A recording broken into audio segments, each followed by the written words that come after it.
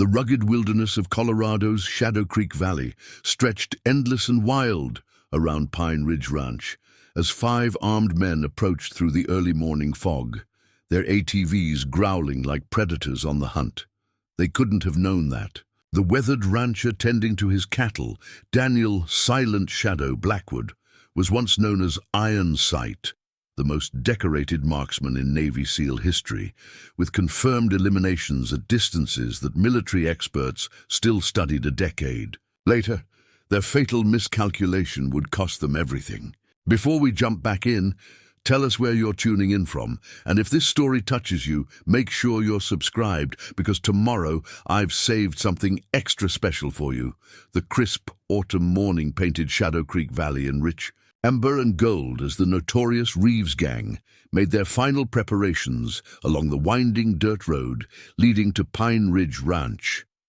Leading the group was Victor Reeves, whose face carried a jagged scar from his left eye to his jawline, a permanent reminder of the 3 prison guards he'd hospitalized during his escape from Rockford Maximum Security Prison using nothing but a sharpened metal lunch tray.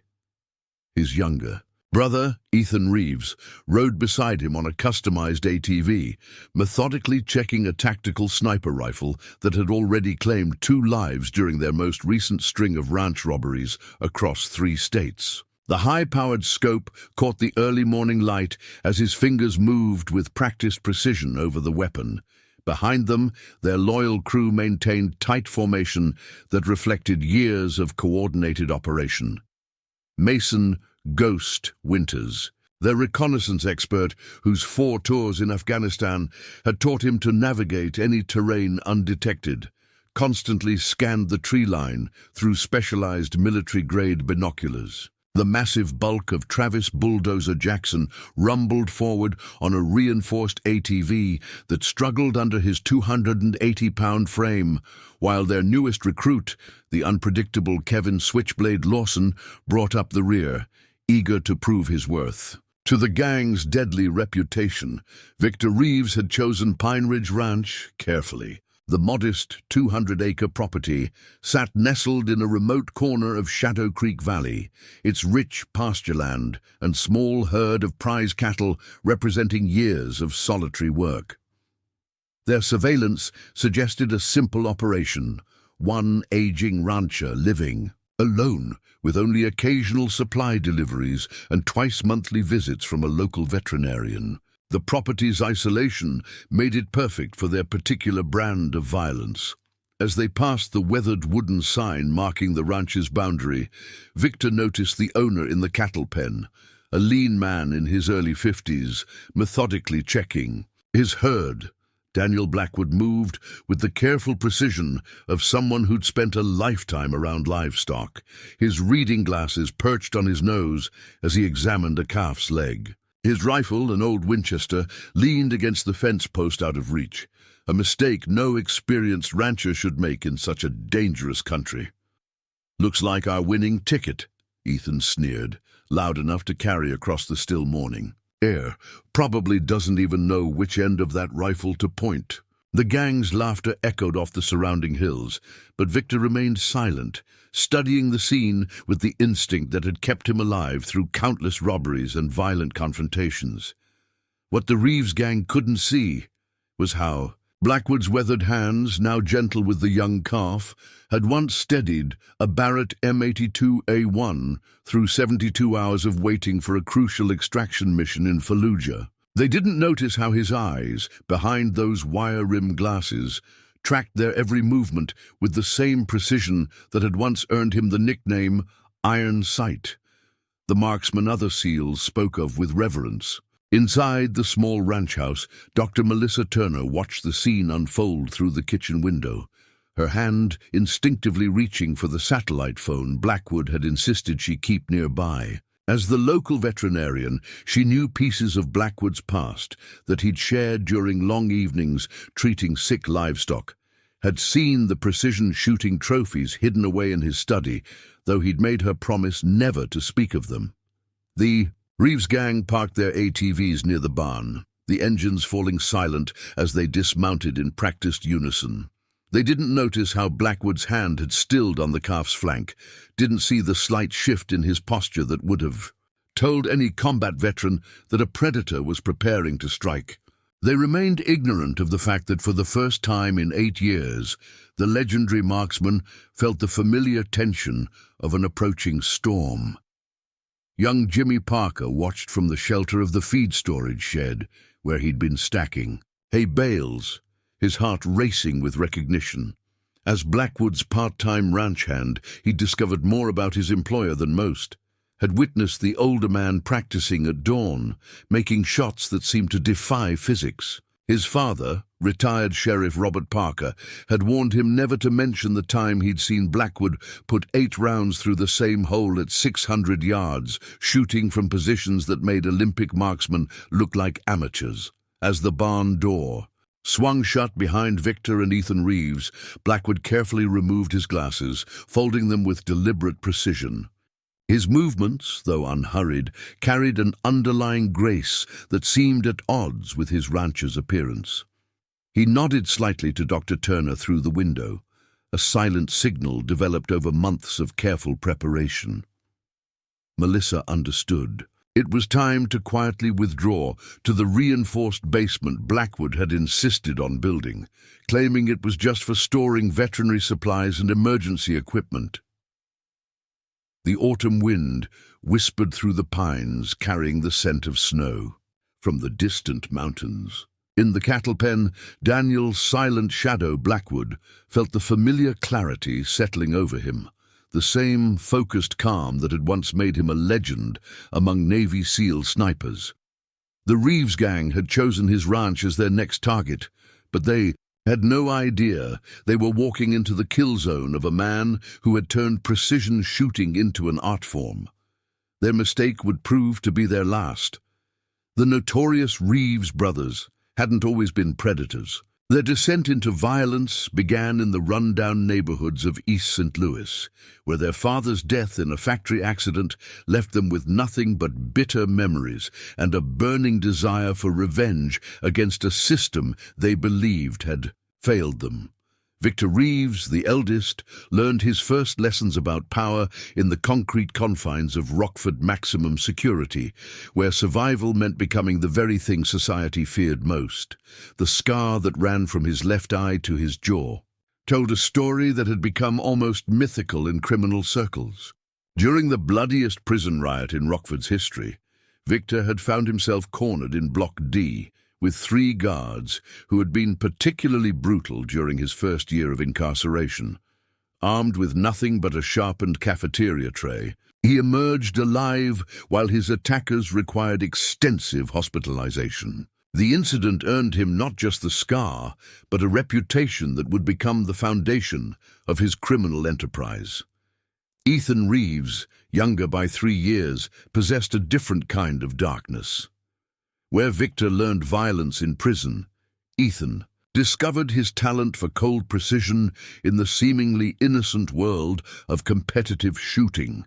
His skill with a rifle was undeniable, but it was his enjoyment of the power it gave him that worried even his brother. The tactical rifle he now carried had begun its journey as a legitimate competition weapon before being turned to darker purposes. Each of its documented kills had been made at ranges that impressed even experienced marksmen, though Ethan cared more for the fear his reputation inspired than the technical achievement. The Reeves brothers had transformed their small-time gang into a sophisticated criminal operation by targeting isolated ranches across 3 states.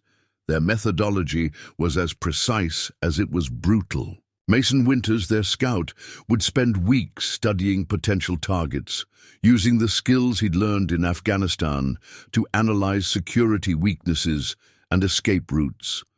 His military background should have taught him to recognize the subtle signs of a fellow veteran, but pride had made him careless. The defensive modifications to Blackwood's ranch had registered as nothing more than the paranoid preparations of an isolated rancher. Travis Jackson brought more than just intimidating size to the operation. His experience as a demolition specialist in the mining industry made him invaluable. Kevin Lawson represented the new generation of the gang's evolution. Barely 26, he had grown up idolizing the Reeves brothers' exploits.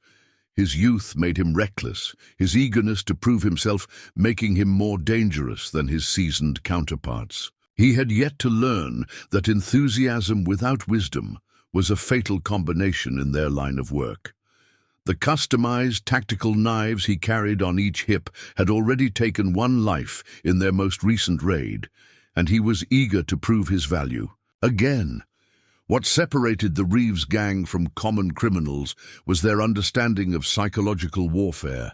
Each raid began with a show of overwhelming force, but it was their reputation that did the real damage. Stories of their previous victims circulated through ranch country like modern folklore, tales of defiance met with calculated brutality, of ransoms paid that didn't prevent the promised consequences. They had turned terror into a science, never realizing they were about to encounter a man who had mastered far deadlier forms of combat psychology. Victor Reeves's tactical approach had been honed through 9 successful ranch raids, each more profitable than the last. They targeted properties just small enough to lack serious security, but large enough to have substantial cash reserves. Modern ranching still operated largely on physical currency, a fact the brothers had exploited with increasing precision. Pine Ridge Ranch fit their criteria perfectly. Remote location, minimal staff, and an owner who seemed more concerned with his cattle than security. The gang had spent 2 weeks studying Blackwood's routines, logging the comings and goings of the few visitors he received. Dr. Melissa Turner's regular visits to tend to the cattle were noted but dismissed as irrelevant. The presence of young Jimmy Parker was seen as an advantage, hostages made for useful leverage. Even the reinforced basement had been observed, marked as a potential strong room to be breached. Every detail was catalogued with professional thoroughness, yet they had missed the most crucial element of all, the true nature of the quiet rancher they planned to rob. What the Reeves gang could never have known was that they weren't the first predators to stalk Daniel Blackwood. During his time as a Navy SEAL sniper, he had played deadlier games of cat and mouse with targets who had decades more experience than these self-styled outlaws. The patience that made him seem like an easy target was the same patience that had once allowed him to wait 72 hours for a single crucial shot, his skills earning him the highest confirmed kill count in his unit's history. The autumn. Sun climbed higher over Shadow Creek Valley as the Reeves gang prepared to execute their carefully planned raid. They had no way of knowing that every step they took followed a path Daniel Blackwood had anticipated years ago when he first chose this remote ranch as his refuge from a violent past. The very isolation that made them confident would prove to be their undoing, as they were about to learn that the deadliest predators are often the ones that seem most harmless. Preparing and narrating this story took us a lot of time, so if you are enjoying it, subscribe to our channel. It means a lot to us. Now back to the story. In the barn, Victor Reeves began outlining their usual approach to his crew, his voice, carrying the authority of someone used to absolute obedience. Outside, Blackwood continued his unhurried work with the cattle, his movements betraying nothing of the combat-honed instincts that were already calculating ranges, angles, and fields of fire. The stage was set for a confrontation that would remind the world why some legends are born not from seeking violence, but from mastering its darkest arts. What appeared to be a simple Colorado ranch revealed itself as something far more sophisticated to those who knew where to look. Daniel Blackwood hadn't chosen Pine Ridge Ranch by chance 8 years ago. The property's natural features had spoken to the sniper in him. The rolling terrain that created perfect sightlines, the elevated positions that commanded views of every approach, and the deep shadows of the pine forest that could conceal a patient hunter indefinitely. urgency medicine rotation during veterinary school. Dan never does anything without purpose, she reflected as she secured the basement door, remembering the day 2 years ago when Blackwood had first revealed glimpses of his true background. She'd been treating a difficult case, a horse with a badly infected leg wound, when Blackwood had assisted her with a precision that spoke of extensive combat medical experience. That night, over coffee, he'd shared just enough of his past for her to understand why he kept a trauma kit worthy of a combat hospital hidden beneath his seemingly simple ranch. Young Jimmy Parker moved silently through the morning shadows toward his assigned position, his movements showing the results of Blackwood's careful mentoring. What the Reeves gang had dismissed as simple ranch work had actually been careful training, learning to move quietly over rough terrain, understanding wind patterns, and mastering the art of remaining unseen in plain sight. Blackwood had chosen Jimmy as his assistant not just for his strength with ranch work, but for his ability to learn and keep secrets. The barn, which the gang had so casually occupied, was far from the simple structure it appeared to be. Blackwood had redesigned it, using principles learned in urban warfare. The heavy support beams weren't just for structural integrity. They were positioned to create natural shooting lanes and cover positions. The high loft windows, which seemed placed for ventilation, had been carefully calculated to provide optimal firing positions while minimizing exposure. Even the arrangement of hay bales and equipment followed a deliberate pattern, creating corridors that could channel movement in predictable ways. Throughout the ranch, Blackwood had positioned supplies and equipment with tactical precision. What looked like random tools scattered around the property were actually cached weapons and ammunition, each placed within easy reach of predetermined defensive positions. The old Winchester leaning against the cattle pen fence wasn't his only rifle. It was merely the one he allowed to be seen. Hidden throughout the property in waterproof cases, disguised as common ranch equipment, lay the tools of his former trade: a custom M40A5 sniper rifle, several Navy-issue sidearms, and his pride, the Barrett M82A1 that had earned him his reputation. In Fallujah, Dr. Turner had helped Blackwood maintain this hidden arsenal, using her veterinary credentials to legally obtain cleaning supplies and components that might otherwise have drawn attention. She understood that for Blackwood, these preparations weren't about paranoia. They were about responsibility. The same skills that once took lives, he had told her during one of their late-night conversations, can also protect them. It's not about seeking violence, it's about being ready when violence seeks you. The ranch's security systems went far beyond simple preparations. Blackwood had installed passive infrared sensors at key points around the property, their presence hidden by seeming to be part of the electric fence system for the cattle. Solar-powered cameras disguised as bird houses covered every approach. Even the ranch's livestock played a role in the defense network. Their behavior in response to strangers had been carefully trained to provide early warning without being obvious about it. Jimmy Parker had discovered much of this infrastructure gradually over the 2 years he'd worked at the ranch. Blackwood had trained him not just in ranch work, but in understanding the principles behind each preparation. Everything serves two purposes, Blackwood had explained, while teaching him to maintain the hidden security systems. A good defense doesn't look like defense at all. It looks like everyday life. The Reeves gang, despite their careful surveillance, had missed the subtle signs that would have warned more experienced observers. They hadn't noticed how the ranch's fence lines provided interlocking fields of fire, or how the scattered equipment created natural barriers that could channel movement. They had failed to recognize that the seemingly random patterns of daily ranch work actually maintained clear lanes of fire around critical approaches. Most crucially, they had misread Blackwood himself. In him, they saw an aging rancher who spent more time with cattle than people. They didn't see the combat veteran who had turned his entire property into a carefully crafted defensive position, using skills honed through years of warfare to create a fortress that didn't look like one.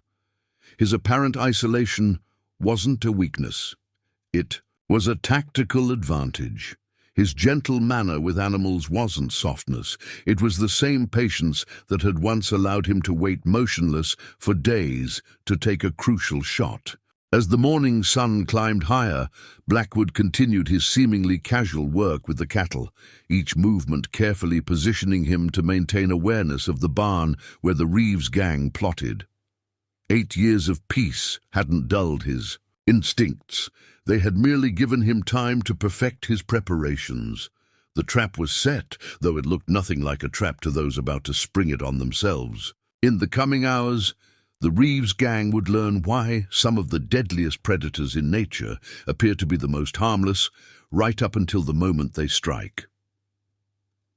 The Reeves gang's initial show of force unfolded with practiced precision inside Blackwood's barn.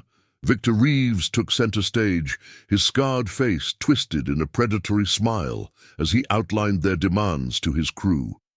Travis Jackson had already begun placing his charges at key structural points, while Kevin Lawson positioned himself near the windows, his matched tactical knives drawn and ready. Mason Winters maintained his watch on the perimeter, his military training evident in how he established clear lines of sight. What they saw as tactical preparation, Blackwood recognized as predictable patterns. Through the reflection in a water trough, he tracked their movements while maintaining his seemingly casual work with the cattle. Every position they took, every defensive arrangement they made, spoke volumes to his combat-trained mind. Their confidence in their own abilities had made them careless, choosing obvious positions that any experienced operator would expect. Ethan Reeves emerged from the barn first, his customized sniper rifle held with the casual arrogance of someone who believed himself the most dangerous marksman in the valley. "Time to talk business, old man," he called out, his voice carrying across the morning air. "Let's discuss how this plays out with minimal fuss." The words might have sounded reasonable, but Blackwood caught the underlying anticipation of violence in the younger Reeves' tone. Inside the reinforced basement, Dr. Melissa Turner monitored the situation through a carefully concealed observation system. Blackwood's foresight had included installing small cameras that provided crucial viewpoints of the property. She watched as Travis Jackson discovered the ranch's safe in the tack room, exactly where Blackwood had wanted it to be found. The massive man's eyes lit up at the sight of the formidable steel box, never suspecting it was merely the first piece in a more elaborate trap. Kevin Lawson grew bolder, beginning to vandalize equipment with theatrical brutality. He knocked over carefully arranged tools, slashed at hay bales with his knives, and punctured water barrels. Each act of destruction followed a pattern Blackwood had seen before: young predators establishing dominance through casual violence. What Lawson didn't realize was that every movement drew him further into pre-sighted firing positions. "Your reputation for handling cattle is impressive," Victor Reeves said, emerging from the barn with the calculated menace that had broken so many others. "But I wonder if you're as good with people?" He approached Blackwood directly, ignoring how the older man's movements had become perfectly still. "We've done our homework. Monthly supply runs to Silver Creek, regular visits from the vet, the occasional cattle buyer, all paid in cash, which means you keep money on hand." Blackwood maintained his calm demeanor, though his mind was already calculating angles and distances. He recognized the technique Reeves was using, establishing dominance through detailed knowledge of the target's routine. It was the same approach he'd once used to understand his own target's patterns, but Reeves' implementation was clumsy, revealing more about his own limitations than he realized. "The safe in your tack room," Victor continued, gesturing toward the barn.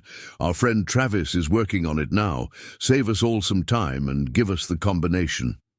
His hand rested casually on his holstered pistol. The gesture meant to emphasize the threat without making it explicit. "Cooperation makes everything easier. Just ask the Johnson family up in Wyoming. Oh, wait, you can't. They weren't cooperative." Young Jimmy Parker, hidden in his assigned position, felt his heart race at the casual mention of violence. Through the scope of the rifle Blackwood had positioned for him, he could see every detail of the unfolding scene. His hands were steady, though just as Blackwood had taught him. "Fear is natural," Blackwood's words echoed in his memory. "Control it by focusing on your role, your training, your purpose." Mason Winters, conducting his perimeter sweep, approached the feed shed where Jimmy had been working earlier. His Afghanistan training made him thorough, but 3 years of civilian life had dulled the edge that might have helped him spot the subtle signs of recent movement.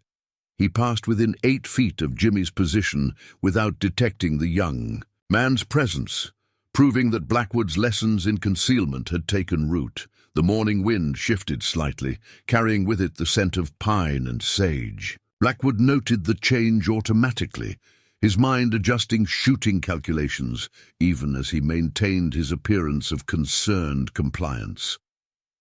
"The safe," he said, his voice carrying the slight tremor of age that he'd cultivated as part of his cover. "Please, there's no need for violence. I can open it for you." Ethan Reeves laughed, the sound sharp and cruel in the morning air. Finally some sense from the old man. He turned to his brother with a triumphant grin. "See? Sometimes they can be taught." The younger Reeves' grip on his rifle relaxed slightly. Another small tell that Blackwood filed away for later use. Travis Jackson's voice boomed from inside the barn. "Boss, this safe's something else. Going to take more time than usual to crack it." The frustration in his tone was evident, and Blackwood allowed himself a small internal smile. The safe had been specifically chosen for its complexity. Another piece in his elaborate preparation.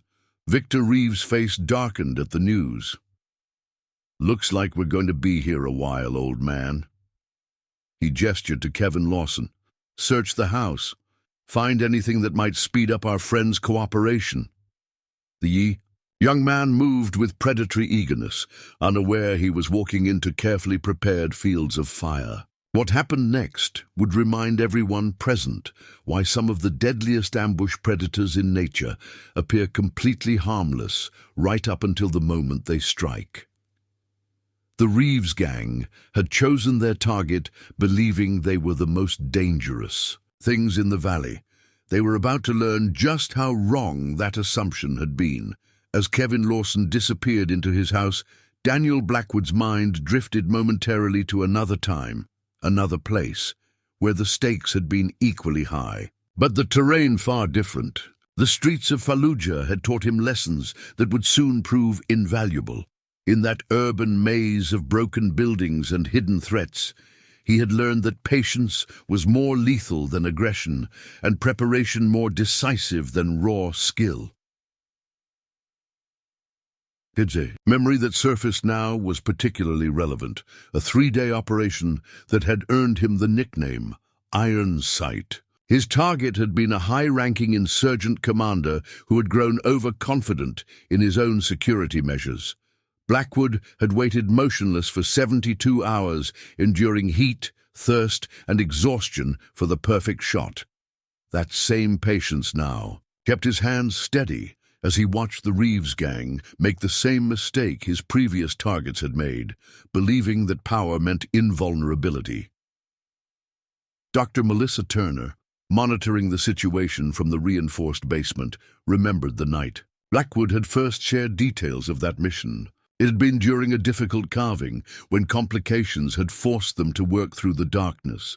Something about the focused intensity required for the medical procedure had reminded him of those long hours in Fallujah. The hardest part wasn't the shot, he had told her, his hands steady as they worked to save the calf and cow. It was choosing to wait when every instinct screamed for action. Inside the house, Kevin Lawson was discovering that Blackwood's apparent simplicity extended to his living space. The ranch house's interior presented an image of modest functionality, worn furniture, basic amenities, and few personal touches.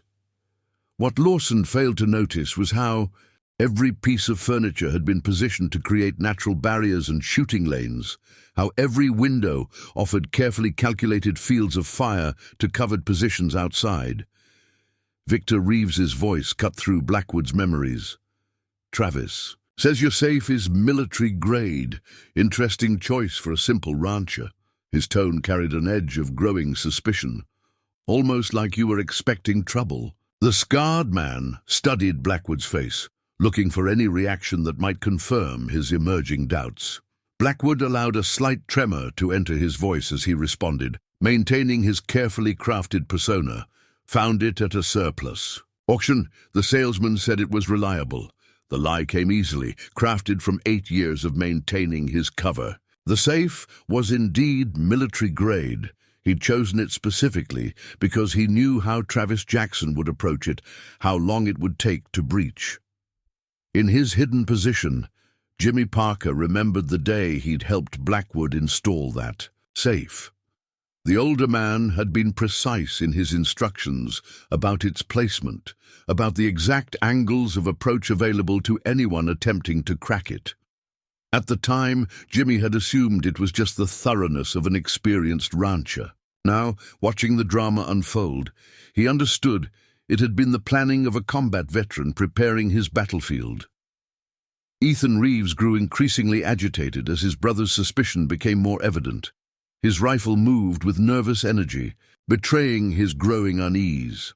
"Something's not right here, Victor," he muttered, just loud enough for Blackwood to hear. "Everything's too neat, too organized." His military experience, though limited to failed attempts at basic training, was finally registering the subtle wrongness of their situation. Mason Winters, still conducting his perimeter sweep, was beginning to notice similar inconsistencies. His Afghanistan background was finally breaking through years of civilian complacency, recognizing patterns that his conscious mind hadn't yet processed. The placement of equipment, the arrangement of structures, the clear lines of sight. It all spoke of tactical consideration that went far beyond routine ranch management. Blackwood watched these realizations on his opponents' faces, remembering similar moments from his time as a sniper. There was always a point in an operation when the target began to sense the trap, when instinct warned of danger, even if logic couldn't explain why.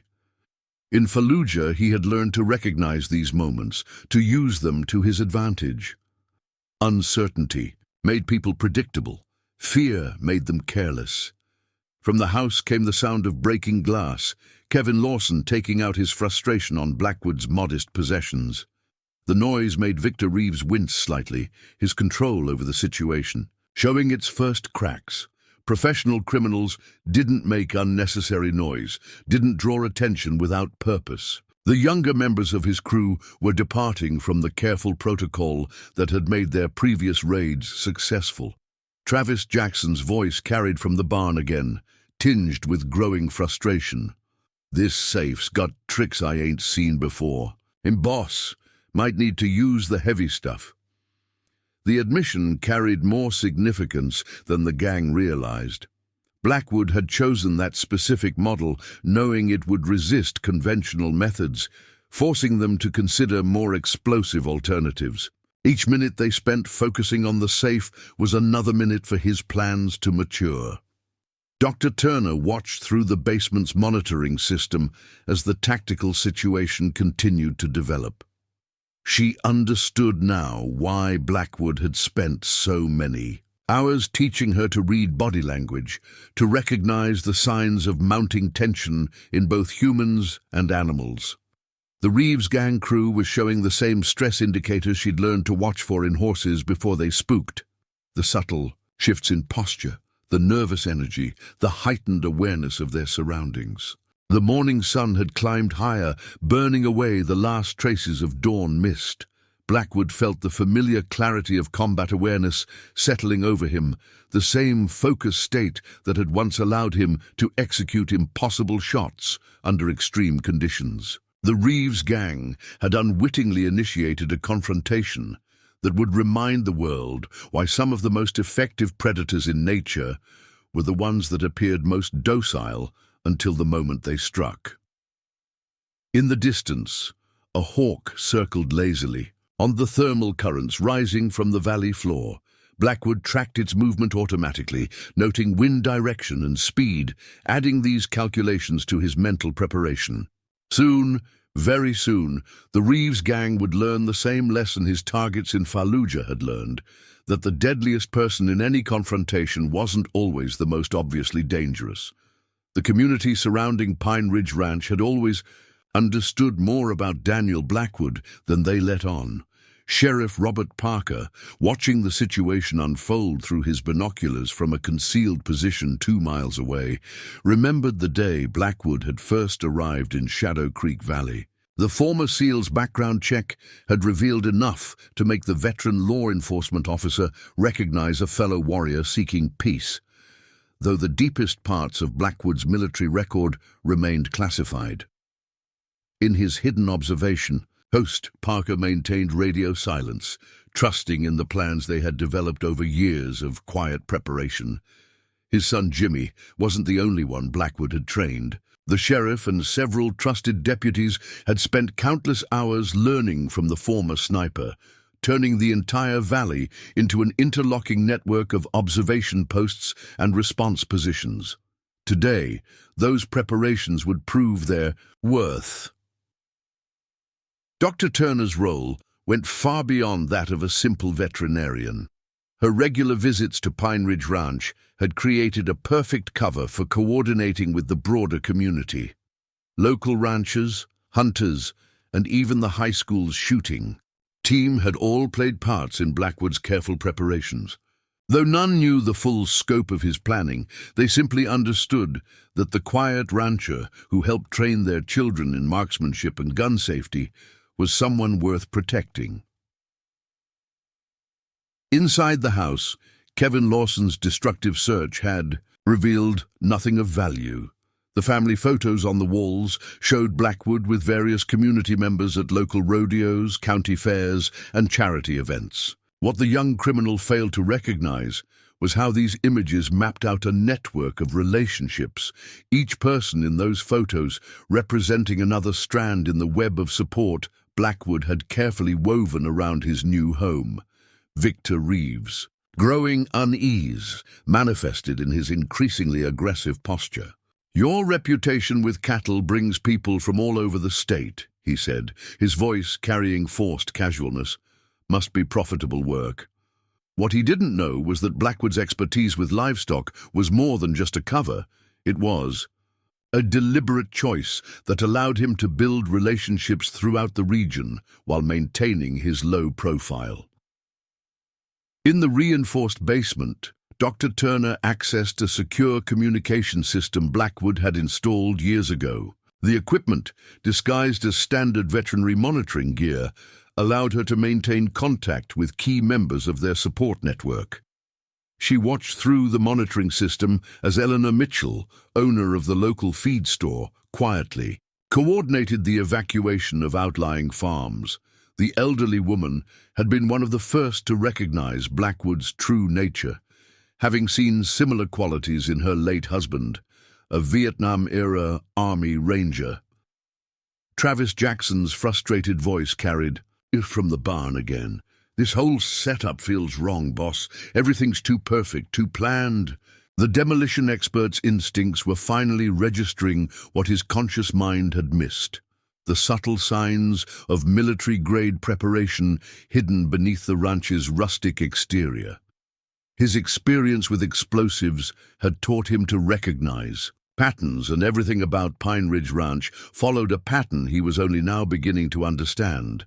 Mason Winters, completing another perimeter sweep, found himself increasingly disturbed by the terrain's tactical layout. His Afghanistan training was finally breaking through years of civilian complacency, recognizing how every natural feature had been subtly enhanced to create interlocking fields of fire. "Victor," he called out, his voice tight with professional concern, "we need to talk."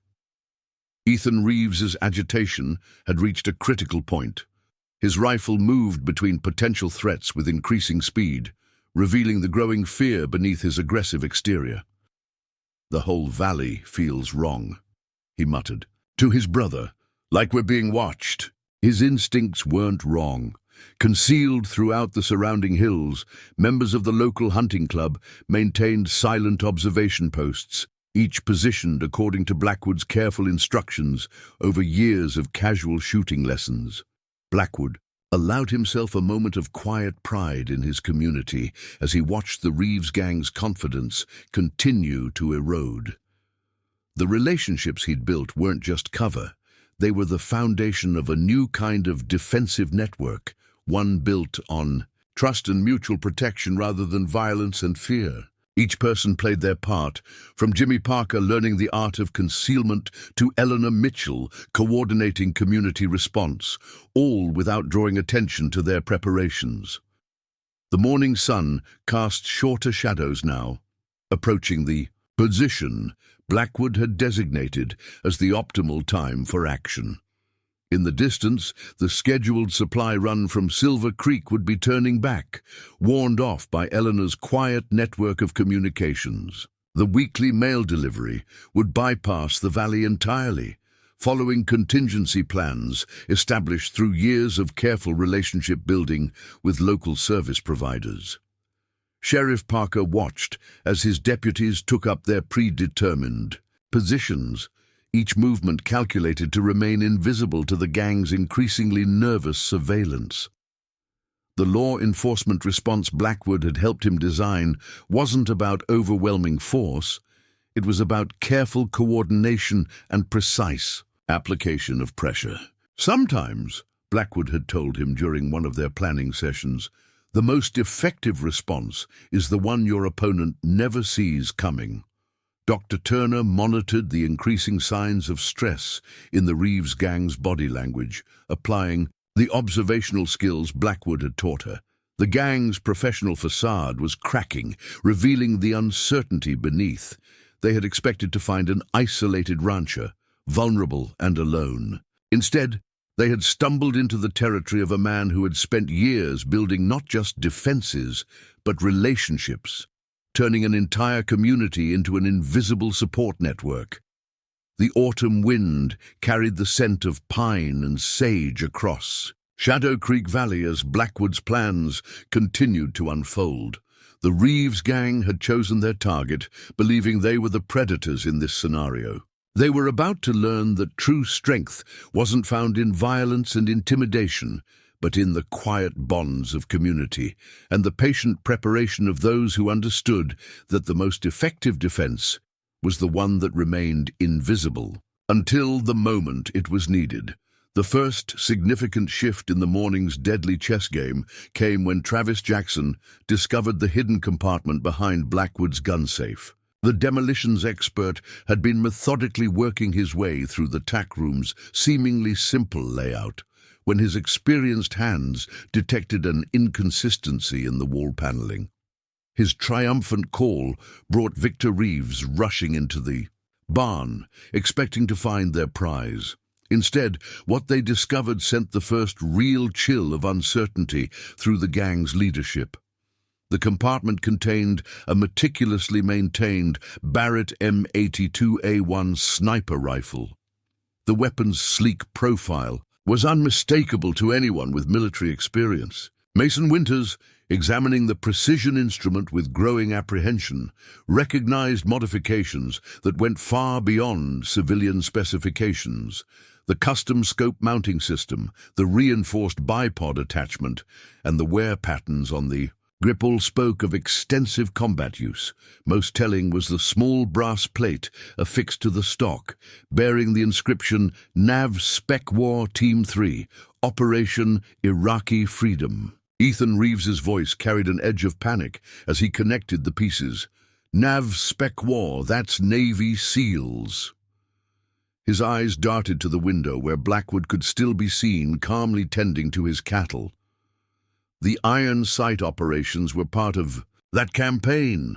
The younger Reeves's hands tightened on his own rifle, his previous confidence evaporating as he realized the implications.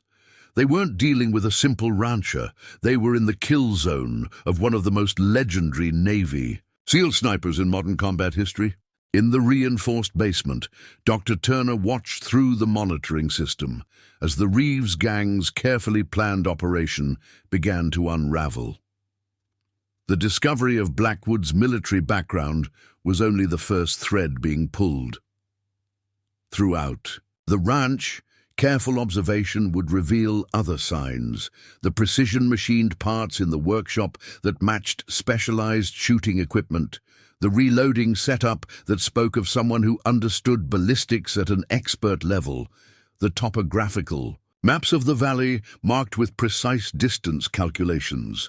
Victor Reeves's face hardened as he examined the evidence before him. His prison-learned instincts were screaming warnings, but pride and the weight of his reputation prevented him from making the smart choice: immediate withdrawal. Instead, he began issuing orders with forced confidence, trying to regain control of a situation that had already slipped from his grasp. Travis, forget the safe, wire the barn. Winters, get eyes on all approaches. We're dealing with a different class of target now. Kevin Lawson, returning from his search of the house, brought more disturbing news. He had found a locked room in the basement, and his attempts to breach it had revealed steel-reinforced walls. More concerning were the fresh tire tracks he discovered behind the house, signs that someone had recently departed in haste, taking unknown variables with them. The young criminal's earlier bravado had been replaced by nervous energy as he realized they were operating blind in potentially hostile territory. Blackwood, still maintaining his position by the cattle pen, noted every detail of their increasing agitation. Their body language, their positioning, their unconscious reactions to stress, all provided valuable intelligence to his combat-trained mind. He had seen similar behavior in Fallujah when insurgent groups realized too late that they had walked into a carefully prepared trap. The growing fear in their movements told him his strategy was working exactly as planned. Mason Winters, whose Afghanistan background made him the most dangerous threat at this moment, had begun to implement proper defensive protocols. His military training was finally overriding the civilian complacency that had led them into this situation. Yet even these professional preparations played into Blackwood's deeper strategy. Every defensive position the gang adopted had been anticipated and accounted for in his years of planning. Travis Jackson's expertise with explosives now became a liability rather than an asset. His growing understanding of the ranch's tactical layout made him increasingly hesitant to place charges, recognizing that any explosion might trigger prepared countermeasures. The demolitions experts' reluctance to act decisively further heightened the tension among the gang members, creating fissures in their once confident unity. Young Jimmy Parker, maintaining his concealed position, watched the gang's deteriorating cohesion through his scope. Blackwood's training had taught him to read these signs, the increasing space between team members, the unconscious positioning that prepared for individual rather than coordinated action, the subtle tells that indicated trust breaking down under pressure. Each observation confirmed that the trap was closing exactly as his mentor had designed it. Sheriff Parker, coordinating with his deputies through silent hand signals, recognized the pattern from his military days. The Reeves gang was displaying classic signs of a unit beginning to fragment under psychological pressure. Their earlier confidence had been based on believing they held all the advantages. Now, faced with evidence that they had severely underestimated their target, that confidence was crumbling. The autumn sun had reached its zenith, casting minimal shadows across the valley. Blackwood knew this was the most dangerous moment, when desperate men might take reckless action to regain control of a situation they could feel slipping away. His years of combat experience had taught him that the most critical phase of any operation was when the target realized they were trapped but hadn't yet accepted defeat. What followed would demonstrate why some of the most effective combat operations in history were won through psychological dominance rather than direct confrontation. The discovery of Blackwood's true identity triggered a cascade of memories for Mason Winters. The former Army Ranger had heard whispers about iron sight during his own deployments, tales of impossible shots taken during the bloodiest days of Fallujah. Standing in Blackwood's barn, examining the evidence of that legend's presence, Winters felt the weight of his miscalculation. He had led his team into the operating zone of a man whose skills had become military legend, whose techniques were still taught in advanced sniper courses. Victor Reeves paced the barn's interior, his prison-hardened instincts warring with his pride. The scattered tools and equipment around him, which hours earlier had seemed like simple ranch implements, now revealed their dual purpose to his increasingly paranoid observation. Every item had been positioned to provide cover or channel movement. Even the barn's support beams seemed to mock him, their placement creating natural firing lanes that could turn the structure into a killing zone with minimal effort. Ethan Reeves's earlier bravado had transformed into barely controlled panic. His hands moved constantly over his rifle, checking and rechecking components with obsessive intensity. The weapon, which had previously given him such confidence, now seemed inadequate compared to the precision instruments they had discovered in Blackwood's hidden armory. Each piece of equipment they found told the story of a man who had elevated shooting beyond skill into artistry. Travis Jackson worked with increasing frustration at his explosive charges, acutely aware that his usual methods might be exactly what Blackwood expected. The demolitions expert had learned his trade through practical experience, but he was now facing someone who understood the science of combat at its highest level. Every placement felt like a potential trap. Every decision weighted with the possibility of playing into their opponent's hands. Outside, Blackwood maintained his position by the cattle pen, his movements still displaying the calm precision that had made him legendary among military snipers. Years of combat experience had taught him that psychological pressure often accomplished what direct confrontation could not. He could read the increasing stress in his opponent's body language, seeing the same signs he had observed in targets during his military operations. Dr. Turner, monitoring the situation from the reinforced basement, recognized the patterns Blackwood had taught her to identify. The Reeves gang was displaying the classic signs of unit breakdown under pressure. Their movements had become uncoordinated, their positioning sloppy. Even their communication showed signs of strain, with increasingly sharp exchanges between team members betraying their eroding confidence.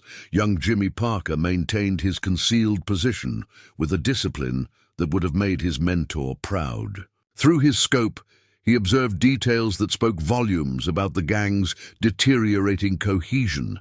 Kevin Lawson had unconsciously separated from the others, seeking individual cover rather than maintaining his usual coordinated positioning with the team. His matched tactical knives, previously handled with theatrical flourish, now seemed to weigh heavily in his inexperienced hands. Sheriff Parker, coordinating his deputies' positions through silent signals, saw the situation through experienced eyes. Blackwood's psychological operation was textbook perfect, allowing the targets to discover information in a controlled manner, letting their own imaginations amplify their fears. Each revelation about Blackwood's background served to further and balance the gang's tactical thinking. The autumn wind carried the scent of pine and sage across the valley as Blackwood's plans continued to unfold. In the distance, a hawk's cry echoed off the surrounding hills, the sound making Kevin Lawson jump visibly. His nerves had been stretched to the breaking point by the growing realization that they were facing an opponent far beyond their experience. Victor Reeves' voice carried forced authority as he tried to regain control of his fracturing team. "He's just one man," he declared, but the tremor in his voice betrayed his uncertainty. "We still have the numbers." What Reeves failed to understand was that numbers meant little when facing someone who had made a career of evening impossible odds through preparation and skill. Mason Winters knew better. His Afghanistan training helped him recognize the full implications of their situation. Every aspect of the ranch's layout, every carefully positioned item, spoke of years of tactical preparation. They weren't just facing one man. They were dealing with an environment that had been meticulously crafted into a weapon by someone who understood warfare at its highest level. In the reinforced basement, Dr. Turner accessed Blackwood's secure communication system, coordinating with the broader support network they had established. The community's response was silent but effective, each member playing their role in the larger strategy. Eleanor Mitchell's feed store had become a coordination center, quietly directing traffic away from the valley while maintaining normal appearances. Blackwood's patience, honed through countless hours in combat observation posts, allowed him to read the subtle signs of his opponent's growing distress. The Reeves gang had begun the morning believing they were the predators, but each passing hour revealed more evidence that they had walked into the territory of a far more dangerous hunter. Their earlier confidence had been based on facing simple ranchers and townspeople. Now they found themselves trapped in a tactical situation that would have challenged the most elite military unit. The sun continued its arc across the Colorado sky, its light revealing new details of Blackwood's preparations. With each passing hour, the Reeves gang had stepped into a confrontation that would demonstrate why some of the most effective combat operators in history weren't the ones who sought violence, but the ones who understood how to control every aspect of the battlefield. Before the first shot was fired, the breaking point began with a sound that cut through the mounting tension, the distant report of a rifle shot echoing across the valley. Victor Reeves's head snapped toward the noise, his prison-honed instincts recognizing that the shot hadn't come from any of his men. The sound triggered an immediate response from Mason Winters, whose Afghanistan training told him exactly what they were hearing. A precision rifle being tested at extreme range, the echo pattern suggesting a distance of well over 1,000 yards. Blackwood remained motionless by the cattle pen, but his mind processed every detail of his opponent's reactions. The single shot had been carefully planned, executed by Sheriff Parker from a predetermined position. It served multiple purposes, measuring wind conditions, testing the gang's response patterns, and most importantly, planting seeds of uncertainty about exactly how many shooters they might be facing.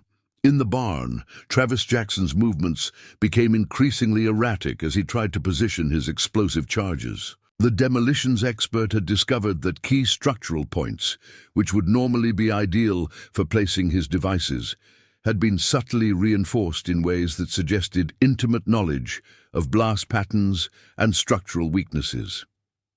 Every attempt to gain tactical advantage revealed another layer of Blackwood's preparations. Dr. Turner watched through the monitoring system as the psychological pressure began to show clear effects. Kevin Lawson had unconsciously moved closer to Ethan Reeves, his earlier bravado replaced by visible nervousness. His tactical knives, which had seemed so threatening hours earlier, now appeared almost childish compared to the professional military equipment they had discovered throughout the ranch. Ethan Reeves's composure continued to deteriorate as he attempted to establish a defensive position. His experience with long-range shooting, which had previously been a source of pride, now worked against him.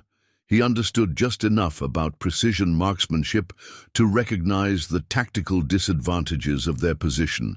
Every window, every gap in the barn structure, Every open space suddenly seemed to offer potential firing lanes for a shooter of Blackwood's caliber. Mason Winters found himself engaged in a mental chess game he hadn't expected.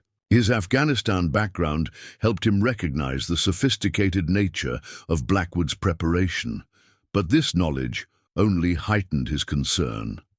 The ranch's layout, which had initially appeared random, now revealed itself as a masterwork of tactical design. Each building, each piece of equipment, each natural feature had been positioned to create overlapping fields of fire while offering minimal effective cover to potential threats. The autumn wind shifted subtly, carrying with it the promise of approaching weather. Black factors often proved more decisive than individual skill. The approaching storm front would add another layer of complexity to the tactical situation. Victor Reeves's attempts to maintain control became increasingly desperate. "Spread out, maintain, visual contact," he ordered, but his voice carried an edge of uncertainty that his men couldn't miss. The gang leader was beginning to understand that they weren't just facing a skilled opponent. They were caught in an elaborately prepared tactical situation that had been years in the making. Jimmy Parker, still maintaining his concealed position, observed the growing chaos through his scope. Blackwood's training had taught him to read these signs: the increasing frequency of nervous weapon checks, the unconscious clustering of team members seeking reassurance, the subtle signs of command, structure breaking down under pressure. Each observation confirmed that the psychological operation was proceeding exactly as planned. The distant sound of thunder rolled across the valley, adding nature's voice to the mounting tension. Travis Jackson's expertise with explosives had become a source of anxiety rather than confidence. Each attempt to rig charges revealed new complications, new evidence of countermeasures he hadn't anticipated. The demolition expert was beginning to understand that his usual methods might be exactly what Blackwood had prepared for. In the reinforced basement, Dr. Turner coordinated with the broader support network through Blackwood's secure communication system. Eleanor Mitchell reported that the last civilians had been quietly evacuated from potential danger areas, while Sheriff Parker confirmed his deputies were in position to contain any attempted escape routes. The community's response demonstrated the effectiveness of years of careful preparation and relationship building. The sun disappeared behind gathering storm clouds, casting the valley into premature twilight. The changing light conditions added another layer of psychological pressure to the Reeves gang's increasingly fragile tactical position. What had begun as a seemingly simple raid had transformed into a sophisticated tactical engagement against an opponent whose preparation and skill far exceeded their experience. Blackwood's patience, honed through countless hours in combat observation posts, allowed him to read the mounting signs of stress in his opponent's body language. The Reeves gang had initiated this confrontation, believing they were the apex predators in this scenario. Each passing hour revealed more evidence that they had stumbled into a tactical situation that would have challenged the most elite military units in the world. The approaching storm front promised to add nature's fury to the already volatile situation. In the distance, another single shot rang out, its echo distorted by the gathering clouds. The sound served as a reminder that they were operating in an environment completely controlled by their opponent, facing a man whose military career had been built on turning patience and preparation into lethal efficiency. The crisis erupted when Kevin Lawson made a fatal error in judgment. Unnerved by the mounting pressure and distant rifle shots, the young criminal attempted to establish a superior tactical position by climbing to the barn's loft. The wooden ladder creaked under his weight, the sound echoing through the tension-filled air. At that moment, Blackwood's voice carried across the yard for the first time since the confrontation began. "The loft is a kill box," he stated matter-of-factly, his tone carrying the quiet authority of absolute certainty. "Every window up there has been pre-sighted from multiple positions.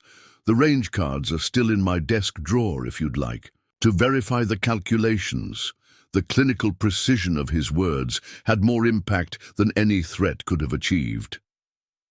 Kevin Lawson froze on the ladder, suddenly aware of his exposure from at least 3 different angles he could identify. Victor Reeves recognized the voice of experience when he heard it, the calm delivery, the casual reference to range calculations, the implicit demonstration of tactical control. Everything confirmed what the discovery of Blackwood's military credentials had suggested. They weren't dealing with a lucky shot or a weekend warrior. This was someone who had turned precision shooting into an art form, who had spent years preparing this battleground while they remained ignorant of its true nature. Ethan Reeves's composure finally shattered. "He's playing with us," he shouted, his voice carrying an edge of hysteria, like he played with targets. In Fallujah, the younger Reeves brought his rifle up, aiming at Blackwood's position by the cattle pen. Before he could complete the motion, another single shot rang out from the distant hills. The bullet struck the ground precisely 3 feet in front of Ethan's position, sending fragments of gravel spraying against the barn wall. In the reinforced basement, Dr. Turner watched through the monitoring system as Blackwood's carefully orchestrated pressure began to show results. The Reeves gang crew was displaying textbook signs of tactical breakdown, fragmented communication, deteriorating fire discipline, loss of coordinated movement.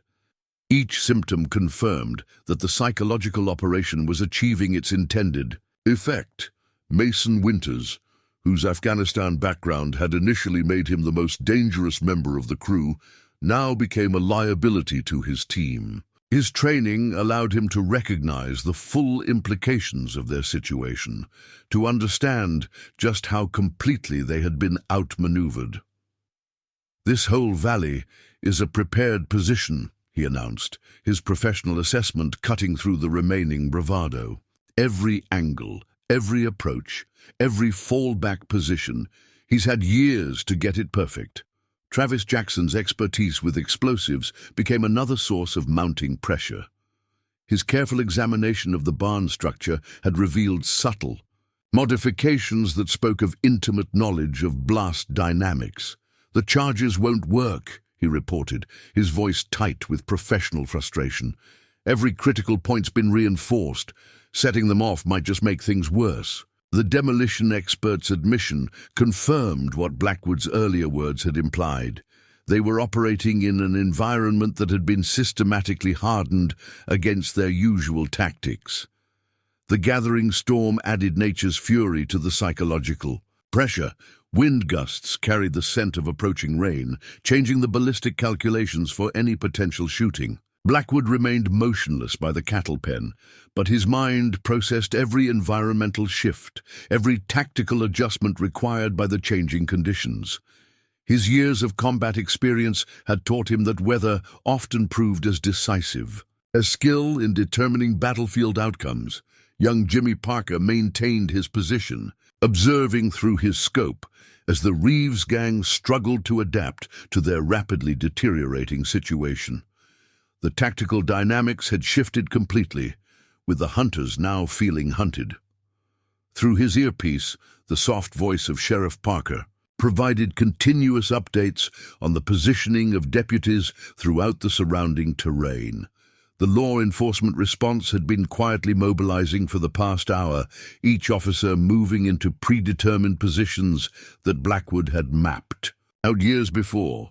"Hold position, son," came his father's steady voice. "Remember what Dan taught you about patience." Jimmy acknowledged with a single click of his transmitter, maintaining radio discipline just as Blackwood had drilled into him over countless weekend training sessions.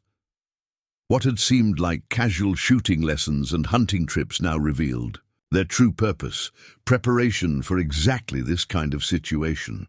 The first heavy raindrops began to fall, striking the dusty ground with audible impacts. As the moisture darkened the earth around the Reeves gang's position, Victor Reeves witnessed something that sent a chill through his hardened exterior.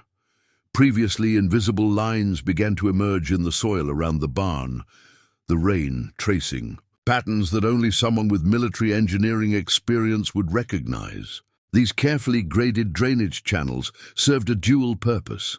While they appeared to be simple water management for the ranch, these subtle ground modifications actually created predetermined firing lanes, each one calculated to funnel movement into specific areas. Blackwood's voice carried through the strengthening storm, its quiet certainty more commanding than any shout could have been. In 3 minutes, the drainage system will channel water through the north side of the barn. Any explosives Mr. Jackson placed in the lower sections will be compromised. The clinical precision of his assessment struck Travis Jackson like a physical blow. The demolition expert realized that even the ranch's water management had been designed as a defensive measure. Every aspect of this property, down to how rain would flow across it, had been calculated with tactical considerations in mind. Inside the barn, Ethan Reeves gripped his rifle with white knuckles. "Victor, we need to move, now." His voice carried the edge of a man pushed beyond his tactical comfort zone. Mason Winters, his military training finally overriding his criminal adaptations, made a professional assessment that cut through the remaining bravado. "He's right. This isn't a simple ranch. It's a fully prepared defensive position. We're in a funnel trap." The former Army Ranger had finally grasped what they were experiencing, a masterclass in defensive warfare orchestrated by someone who had turned combat preparation into an art form.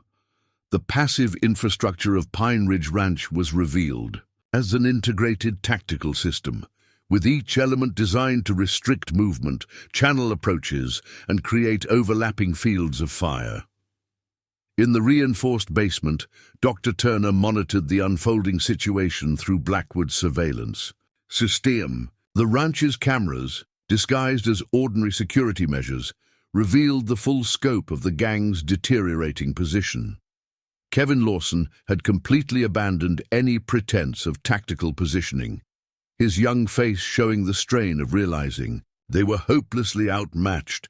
The storm's intensity increased, and with it came another revelation. The rain-activated solar-powered ground lights, seemingly ordinary ranch safety measures, which suddenly illuminated every major approach to the barn. This lighting system, which appeared to be a simple safety feature, actually served to eliminate any advantage of darkness, while creating harsh shadows that would make accurate shooting nearly impossible for anyone not intimately familiar with the terrain. Sheriff Parker, observing through his scope from a distant position, recognized the psychological mastery of Blackwood's approach. Instead of confronting the gang directly, he had orchestrated a situation that used their own expertise against them. The demolitions expert couldn't trust his explosives, the marksman couldn't rely on his shooting positions, and the tactical specialist couldn't find any angle that hadn't been accounted for years in advance. As rain began to seep under the barn door, Travis Jackson made a discovery that finally shattered the gang's remaining confidence. The water flow revealed thin metal plates embedded in the concrete floor, carefully positioned to direct the explosive force of any charges upward rather than outward. What looked like ordinary reinforcement for heavy equipment storage was actually a sophisticated blast containment system. "This isn't just preparation," Jackson muttered, loud enough for Victor to hear. "This is professional counter-demolition work, military grade." The rain intensified, drumming on the metal roof of the barn with increasing fury. Lightning flashed across the valley, momentarily illuminating the entire landscape in harsh white light. In that brief, stark moment, Mason Winters spotted what he'd been unconsciously searching for since their arrival: the elevated shooting positions scattered throughout the property, each one disguised as ordinary agricultural infrastructure. Water towers positioned for optimal sight lines. Equipment sheds placed to cover critical approaches. Even the windmill, now visible in the distance, offered a commanding view of the entire valley floor. "He's not just defending," Winters said, his voice carrying the weight of professional respect despite their dire situation. He's turned the entire property into an interlocking defensive grid. Outside, Blackwood remained in position, seemingly unconcerned about the rain now soaking through his work clothes. His stillness, maintained despite the strengthening storm, demonstrated the patience that had made him legendary in combat. That same patience had allowed him to spend years preparing this ground, to wait calmly as overconfident opponents walked into a trap of their own making, and now to watch as their resistance crumbled without him having to fire a single shot. Victor Reeves, his criminal instincts finally overriding his pride, recognized the shift in tactical dynamics. "Spread out," he ordered, his voice struggling to project authority through the rain. "Keep moving, don't give him a stationary target." The response came not in words, but in action. Simultaneously, 5 red laser dots appeared on different members of the gang, each one holding rock steady despite the weather.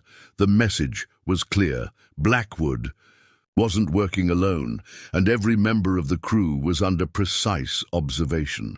The revelation of the laser sights, a deliberately theatrical touch that Blackwood had carefully planned, served as the final breaking point. Kevin Lawson dropped his knives almost immediately, the blades falling into the muddy ground with dull thuds. Travis Jackson stepped away from his partially placed charges, raising his hands in a gesture of surrender that spoke louder than words. Ethan Reeves's rifle lowered incrementally, its barrel pointing toward the ground as the last of his confidence drained away. Through it all, Blackwood had hardly moved from his position by the cattle pen. His stillness, maintained despite the strengthening storm, demonstrated the patience that had made him legendary in combat. That same patience had allowed him to spend years preparing this ground, to wait calmly as overconfident opponents walked into a trap of their own making, and now to watch as their resistance crumbled without him having to fire a single shot. The rain continued to fall, but its rhythm now seemed to carry a different meaning. What had started as a tactical operation by a confident criminal crew had transformed into a masterclass in defensive warfare. The Reeves gang and their team had arrived believing themselves to be skilled predators, only to discover they had wandered into the territory of someone who had mastered far darker arts of combat during his military service. Their mistake would serve as a lesson that would be whispered about in criminal circles for years to come.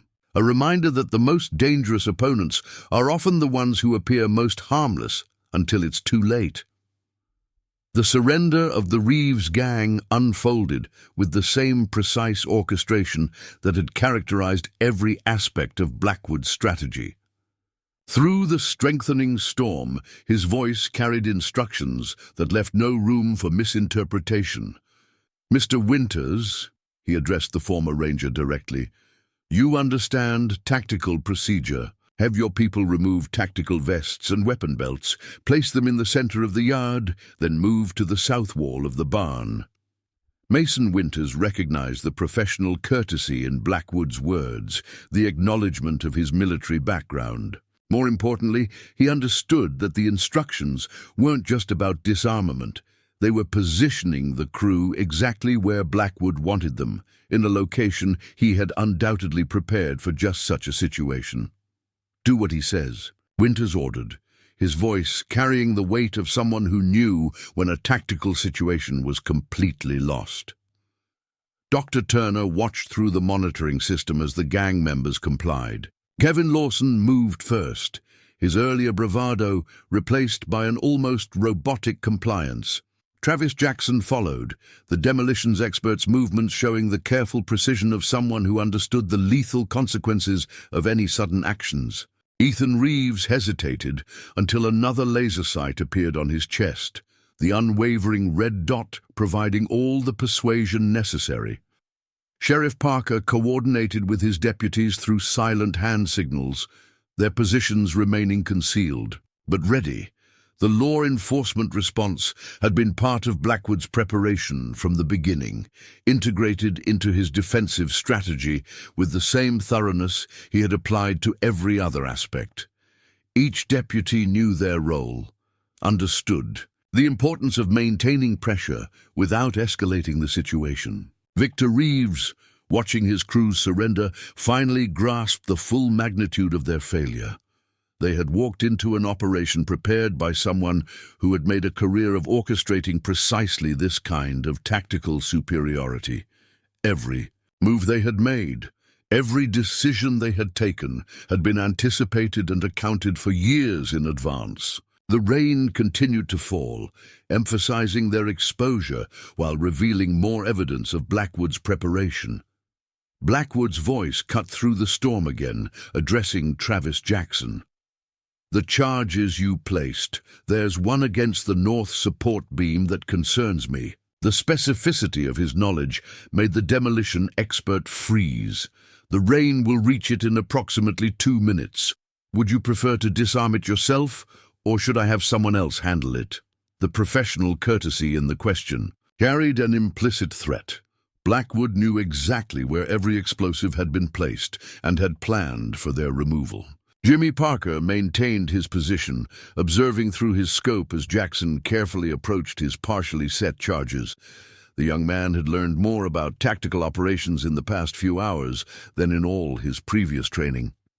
Blackwood's orchestration of events demonstrated how superior preparation and patience could overcome any advantage of numbers or firepower. The storm's intensity seemed to match the moment's gravity as Victor Reeves finally stepped forward to surrender. The gang leader's prison-hardened exterior had cracked, revealing the uncertainty beneath. Blackwood's voice acknowledged him with the same professional detachment he had shown throughout the confrontation. "Your reputation in 3-state correctional facilities suggested you were smarter than this, Mr. Reeves. The tactical sophistication of your previous operations deserved better than such an obvious trap." In the reinforced basement, Dr. Turner began implementing the next phase of Blackwood's plan. The medical supplies she had carefully stockpiled weren't just for show. Blackwood had insisted on being prepared to treat any injuries that might occur. During a confrontation, it was another demonstration of his thoroughness, planning not just for combat, but for its aftermath. The laser sights remained steady on their targets as Sheriff Parker's deputies began moving into visible positions. The law enforcement response had been coordinated weeks in advance, integrated into Blackwood's defensive strategy with the same precision he had applied to every other aspect. Each officer knew their role, understood the importance of maintaining pressure while allowing Blackwood to control the situation's resolution. Blackwood's voice carried new instructions through the rain. "Mr. Winters, have your people sit with their backs against the barn wall, ankles crossed, hands on their knees." The positioning wasn't arbitrary. It was designed to maintain control while providing clear fields of fire if anyone attempted resistance. Sheriff Parker's deputies will approach from the east. Any movement before they arrive will be considered hostile. The storm continued to intensify, but its tactical impact had been nullified by Blackwood's preparation. The drainage systems he had installed channeled water away from critical areas, maintaining clear lines of sight despite the weather. Even nature itself seemed to bend to the will of someone who had spent years preparing for every contingency. As law enforcement began their final approach, Blackwood maintained his position by the cattle pen, his stillness a reminder of the patience that had allowed him to orchestrate this entire operation. The Reeves gang had arrived that morning, believing themselves to be skilled predators, only to discover they had walked into the territory of someone who had mastered warfare at its highest level. Their surrender wasn't just a tactical victory. It was a demonstration of how thoroughly superior preparation could overcome any advantage of numbers or firepower. The aftermath of the confrontation revealed the true sophistication of Blackwood's preparation.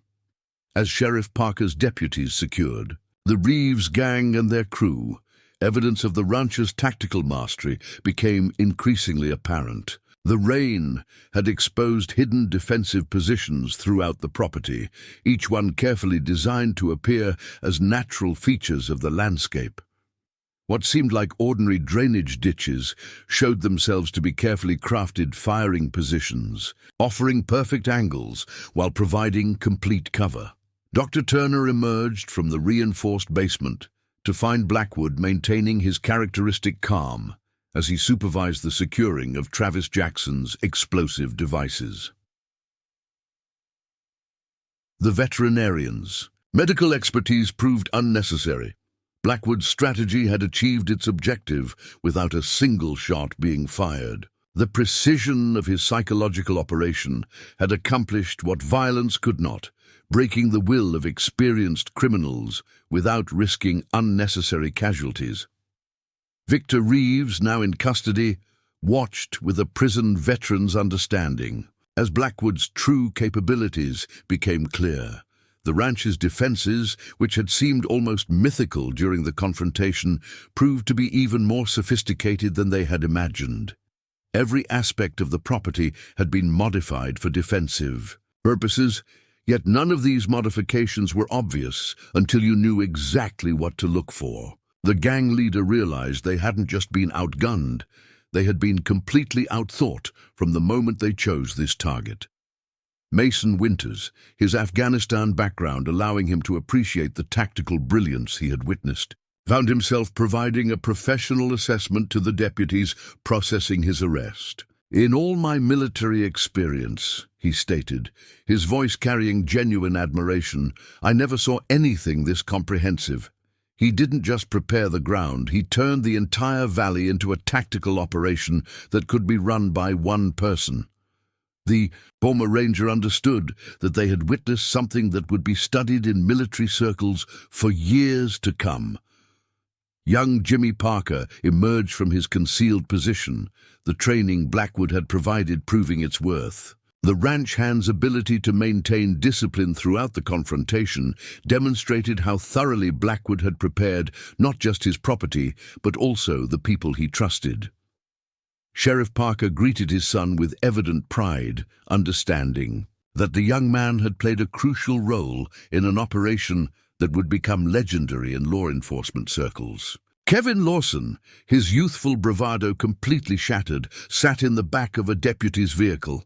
His tactical knives had been secured as evidence, but the real prize was his newfound understanding of true professional capability. He had arrived, believing himself dangerous because he could handle weapons. He departed knowing that true mastery went far beyond simple technical skills.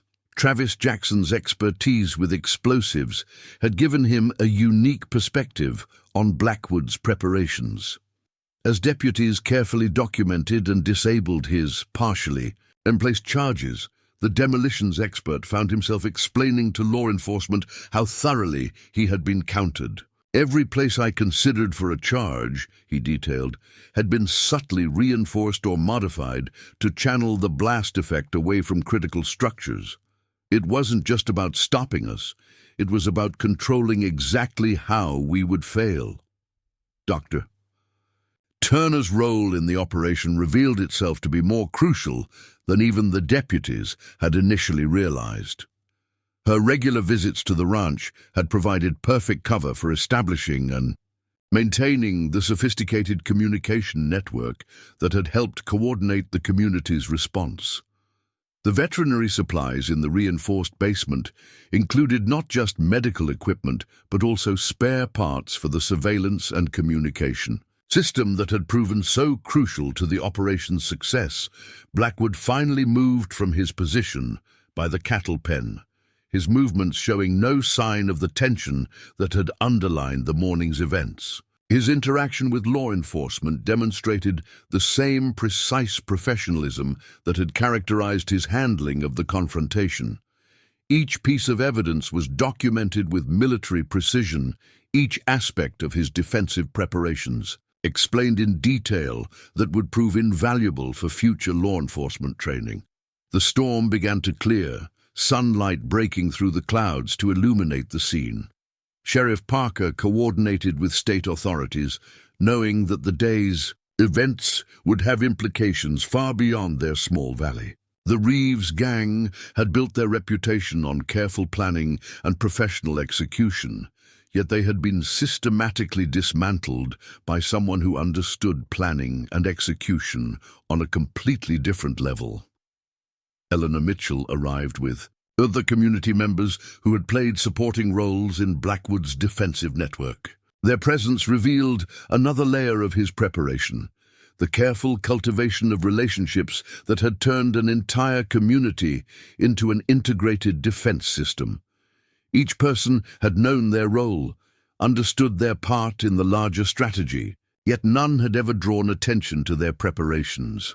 As the day drew to a close, the full impact of what had occurred began to register with everyone involved. The Reeves gang had arrived believing themselves to be sophisticated criminals, executing a well-planned operation. Instead, they had become unwitting participants in a demonstration of tactical mastery that would be discussed in professional circles for years to come. Their mistake had not just led to their capture, it had provided a masterclass in how thorough preparation and tactical patience could overcome any advantage of numbers or firepower. In the days following the Reeves gang's arrest, the true significance of what had transpired at Pine Ridge Ranch began to emerge. State law enforcement officials, reviewing the incident reports, recognized that they had witnessed something unprecedented in civilian defensive operations. Blackwood's integration of military tactical principles into a ranch's defensive architecture represented an evolution in protective strategy that warranted serious study. Mason Winters, providing his statement to federal authorities, offered insights that only his Afghanistan background could appreciate. What makes this operation remarkable isn't just the physical preparation, he explained from his holding cell. It's psychological architecture. Blackwood didn't just prepare firing positions and defensive measures, he prepared an entire scenario that would lead experienced operators to defeat themselves. The former tactical specialist understood that they had participated in what would become a textbook example of defensive strategy. Sheriff Parker found himself fielding calls from law enforcement agencies across 3 states, all seeking to understand how a single rancher had systematically dismantled a criminal operation that had frustrated multiple state task forces. The answer, he explained in his official report, lay not in the sophisticated hardware or tactical positions, but in Blackwood's fundamental understanding of human nature. He didn't just predict what they would do, he created an environment that would make them do exactly what he wanted them to do. Dr. Turner's role revealed deeper layers of strategic sophistication. Her veterinary practice had provided perfect cover for establishing a community-wide defensive network, but it had served another purpose. Her regular visits to surrounding ranches had allowed Blackwood to build relationships throughout the valley, creating a web of support that remained invisible until it was needed. This social architecture proved as crucial to his success as any physical preparation. Kevin Lawson, during his interrogation, demonstrated how completely Blackwood's strategy had transformed his understanding of professional capability. "We thought we were dangerous because we could use weapons," the young man admitted. But real danger isn't about violence at all. It's about controlling every aspect of a situation so completely that violence becomes unnecessary. This insight, coming from someone who had previously glorified violence, demonstrated the educational impact of Blackwood's approach. Travis Jackson's technical analysis of the ranch's defensive preparations became a subject of study for law enforcement training programs. The demolitions expert's detailed explanation of how Blackwood had anticipated and countered every standard breaching technique revealed layers of preparation that went beyond simple physical hardening. He didn't just protect against explosives, Jackson explained. He created a situation where attempting to use them would actually make our position worse. Victor Reeves, speaking to federal investigators, provided perhaps the most telling assessment. In prison, you learn to read people, to spot weakness, the gang leader reflected. We thought we saw weakness in a quiet rancher who seemed more interested in cattle than security. What we actually saw was someone so confident in their preparation that they didn't need to display strength. This insight, from a man who had built his reputation on identifying and exploiting weakness, demonstrated how thoroughly Blackwood had subverted criminal operational assumptions. The community's response to the incident revealed another dimension of Blackwood's strategic depth. Eleanor Mitchell coordinated with law enforcement to explain how the valley's civilian population had been integrated into the defensive strategy, without ever compromising operational security. Regular social events, community projects, and casual conversations had created a network of informed participants who knew exactly what to do in a crisis without ever drawing attention to their preparation. Blackwood's interaction with federal tactical analysts demonstrated the professional depth behind his apparent simplicity. His explanation of how each defensive measure had been designed to appear as a natural part of ranch operations provided insights into a level of tactical thinking that went beyond military doctrine. The best defensive position, he explained, is one that doesn't look defensive at all until it's too late to matter. Young Jimmy Parker found himself providing demonstrations to law enforcement trainees, showing how Blackwood's lessons in movement and observation had allowed him to maintain crucial surveillance positions throughout the confrontation.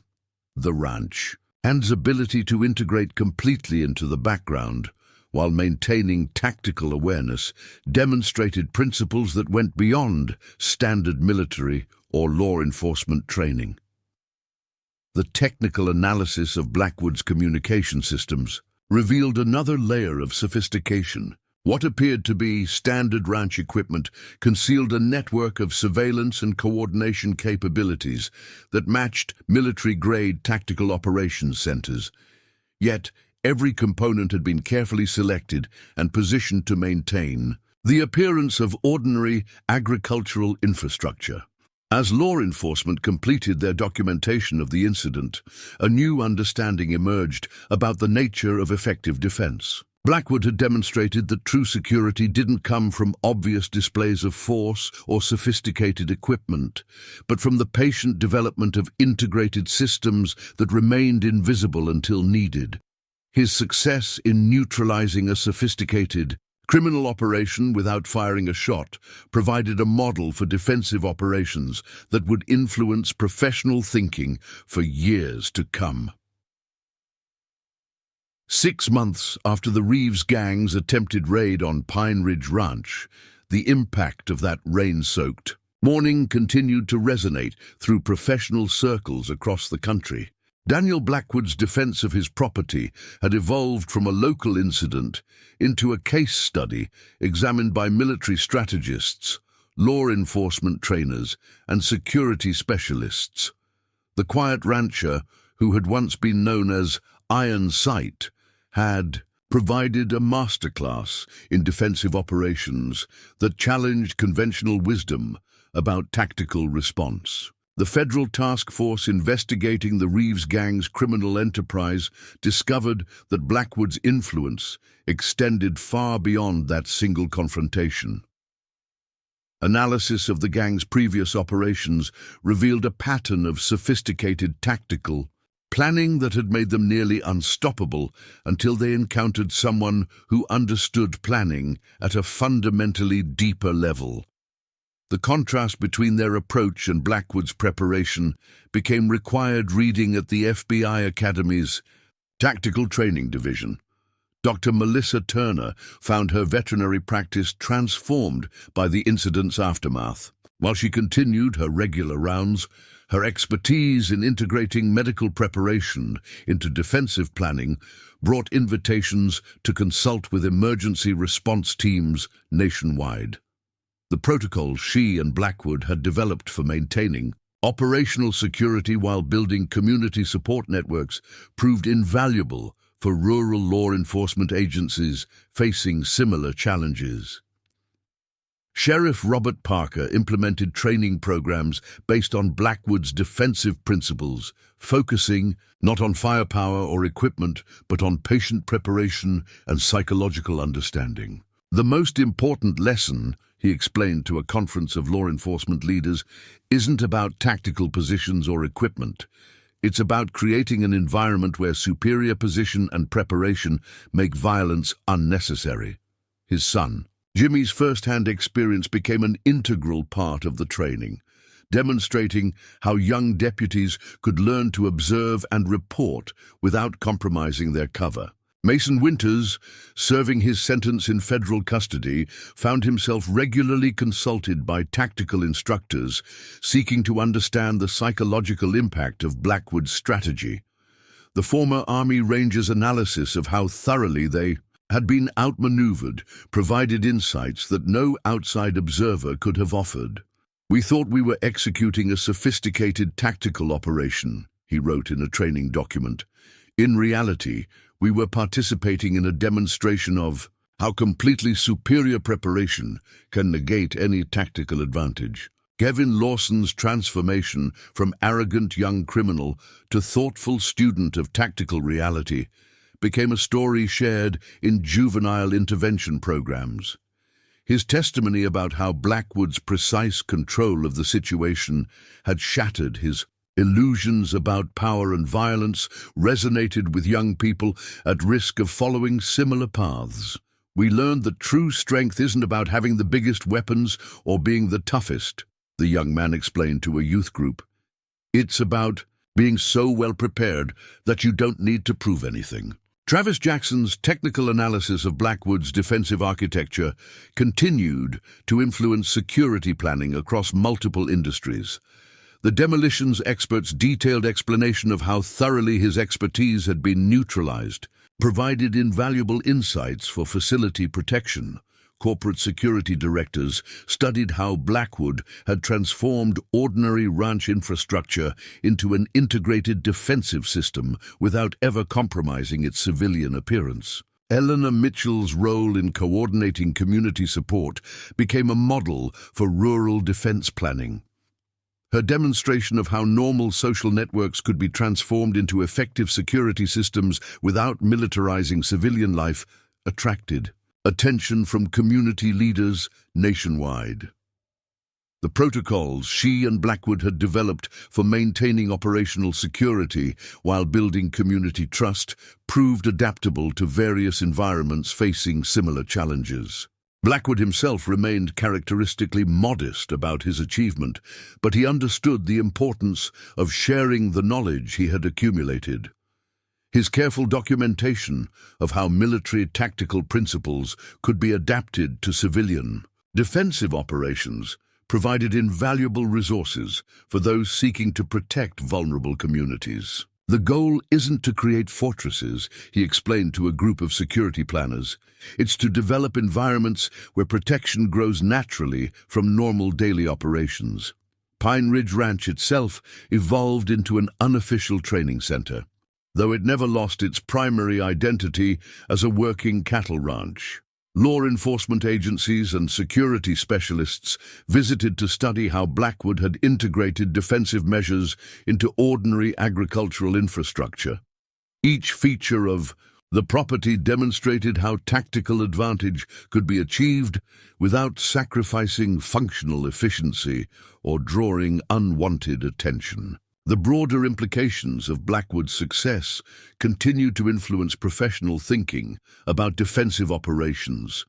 His demonstration that superior preparation and psychological understanding could overcome any advantage of numbers or firepower challenged traditional assumptions about tactical response. The incident proved that the most effective defense wasn't about overwhelming force or sophisticated equipment, but about patient preparation and profound understanding of human nature. As time passed, the legend of the quiet rancher who had systematically dismantled a notorious criminal gang without firing a shot grew in professional circles. But the true legacy of that confrontation wasn't found in the dramatic details of what happened, but in the deeper understanding it provided about the nature of effective defense. Blackwood had shown that true security grew not from the ability to dominate through force, but from the patient development of systems that made force unnecessary.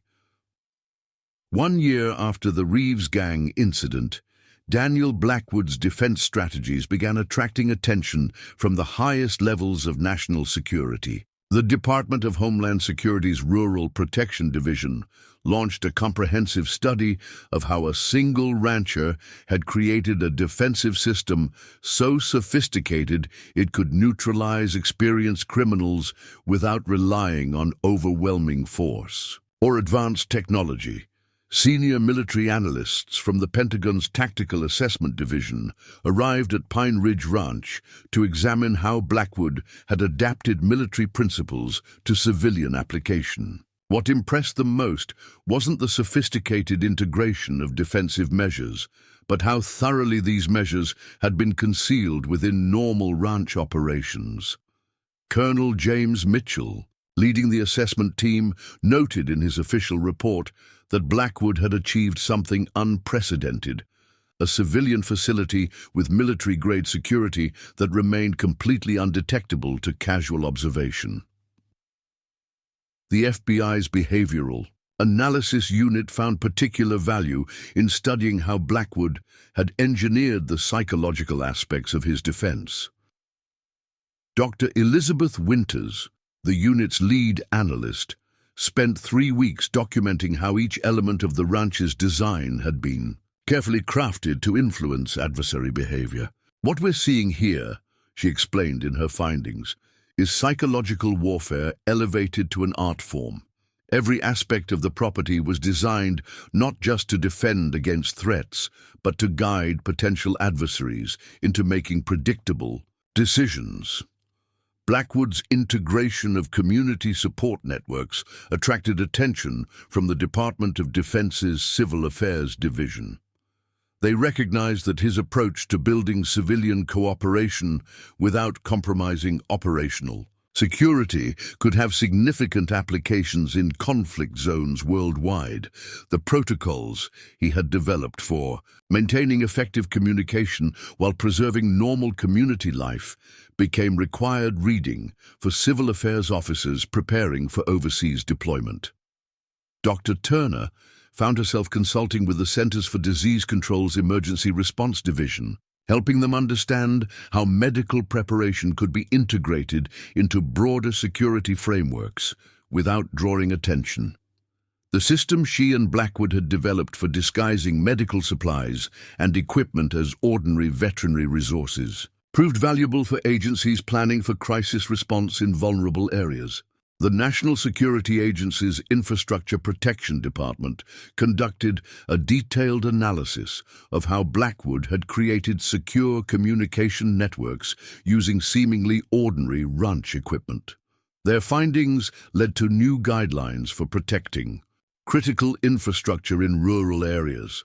The ability to maintain sophisticated surveillance and coordination capabilities while preserving an ordinary agricultural appearance became a model for facilities requiring discreet security measures.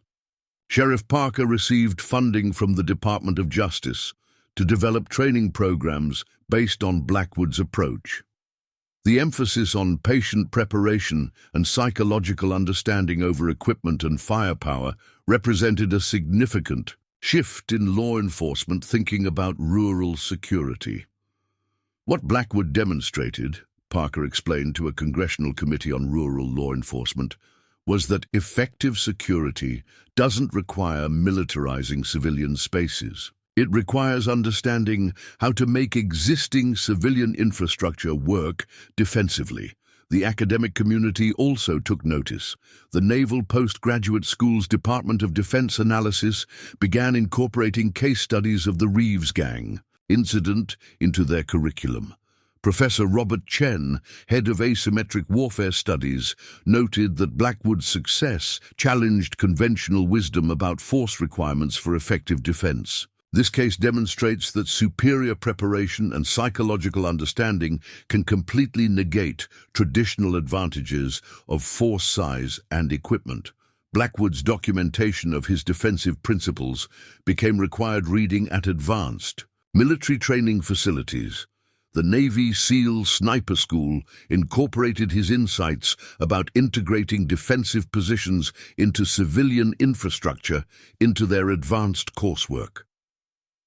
The Army's Special Forces qualification course began using the Reeves Gang incident to teach principles of asymmetric defensive operations. The Department of Agriculture's Rural Security Division found particular value in how Blackwood had modified standard agricultural features for defensive purposes. Their analysts documented how ordinary ranch infrastructure, water management, systems, equipment storage, livestock handling facilities had been subtly enhanced to provide tactical advantages without compromising their primary functions. This approach to dual-use infrastructure became a model for protecting vulnerable rural facilities. The international security community also took notice. NATO's Rural Defense Initiative sent observers to study how Blackwood's principles could be applied to protecting isolated communities in conflict zones. The ability to create effective defensive capabilities without obvious militarization proved particularly valuable in areas where visible security measures might attract unwanted attention. What emerged from all these studies was a new understanding of how civilian defense could be approached in the modern era. Blackwood had demonstrated that effective security didn't require choosing between normal operations and tactical preparation. Instead, he had shown how defensive capabilities could grow naturally from ordinary civilian activities, creating protection, systems that remained invisible until needed. 18 months after the Reeves Gang incident, Shadow Creek Valley had undergone a subtle but profound transformation. The changes weren't immediately visible to casual observers. The ranches still operated as they always had. The community maintained its rural character, and daily life continued its familiar rhythms. Yet beneath this seemingly unchanged surface, Blackwood's influence had reshaped how the entire community approached the concept of security and mutual protection. The local sheriff's department, under Robert Parker's leadership, implemented what became known as the Pine Ridge Protocol, a comprehensive approach to community defense that emphasized preparation and prevention over reaction and force. Deputies received specialized training in observation techniques Blackwood had developed, learning to recognize potential threats while maintaining ordinary patrol routines. The emphasis shifted from visible law enforcement presence to subtle awareness and preparation. Dr. Turner's veterinary practice became a model for integrating medical preparedness into normal community operations. Other rural communities began studying how she had used regular veterinary rounds to establish and maintain emergency response networks without drawing attention. Her protocols for disguising medical caches as ordinary supply storage were adopted by clinics across 3 states, creating a network of prepared but unobtrusive medical response points. Eleanor Mitchell transformed her feed store into something far more sophisticated than its modest appearance suggested. While continuing to serve the agricultural community's normal needs, she developed systems for monitoring regional traffic patterns and maintaining awareness of unusual activity. Her methods for gathering and sharing information through ordinary business interactions became a template for rural intelligence networks nationwide. The local high school's agricultural program, under Blackwood's quiet guidance, began incorporating elements of his defensive philosophy into its curriculum. Students learned not just about farming and ranching, but about situational awareness and environmental observation. The program's graduates emerged with skills that went far beyond traditional agricultural education, though these additional capabilities remained invisible to outside observers. Young Jimmy Parker's experience during the Reeves Gang incident led to the creation of a youth mentorship program that spread throughout the region. Under the guise of traditional ranch work and outdoor activities, participants learned advanced observation techniques and defensive principles. The program's success in developing capable, confident young people while maintaining absolute discretion attracted attention from youth development specialists nationwide. Local businesses began implementing Blackwood's principles of discreet security enhancement. The bank modified its procedures based on his insights about psychological deterrence, while retail establishments adopted his methods for integrating defensive measures into normal operations. Even the local diner incorporated elements of his approach to environmental awareness, though customers would never notice the subtle improvements in security. The community's communication network evolved into something far more sophisticated than anyone outside the valley realized. Building on Blackwood's model, residents developed methods for sharing critical information through ordinary social interactions. Weekly church services, livestock auctions, and community events became opportunities for coordinated security updates, all while maintaining their traditional functions.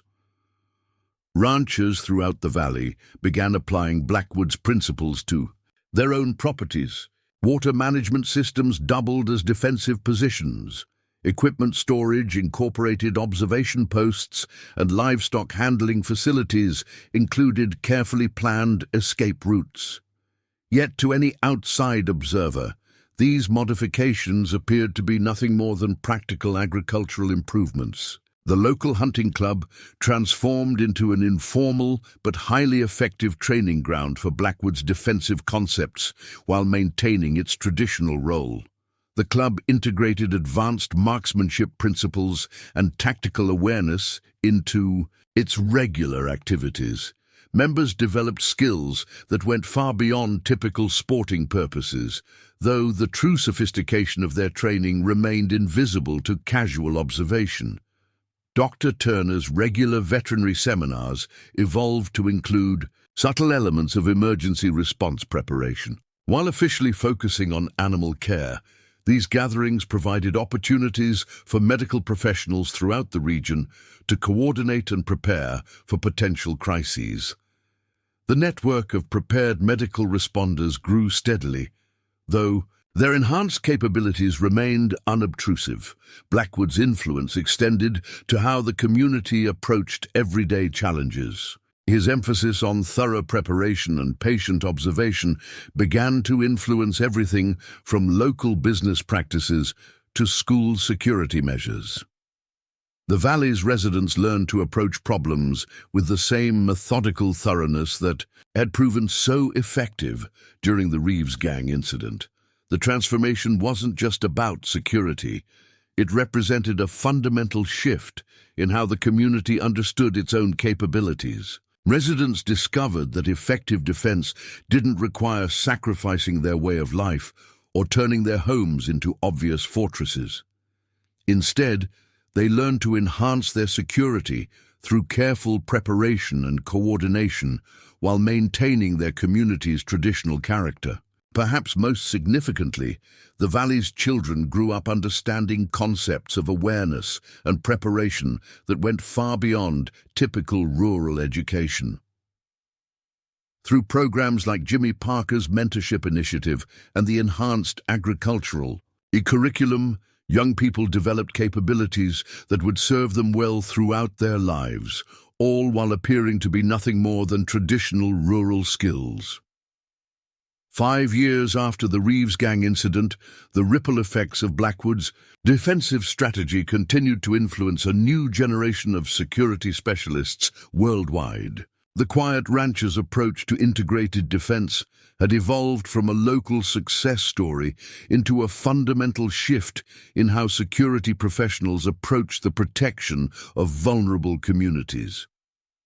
His legacy lived on not just in tactical manuals and training programs, but in the transformed mindset of those responsible for defending others. The United States Military Academy at West Point incorporated the Blackwood Doctrine into its advanced tactical studies curriculum. Cadets learned how the principles demonstrated at Pine Ridge Ranch could be applied to protecting civilian populations in conflict zones. Colonel Sarah Martinez, head of asymmetrical warfare studies, noted that Blackwood had revolutionized their understanding of defensive operations. He showed us that true security isn't about overwhelming force. It's about making defense an organic part of everyday life.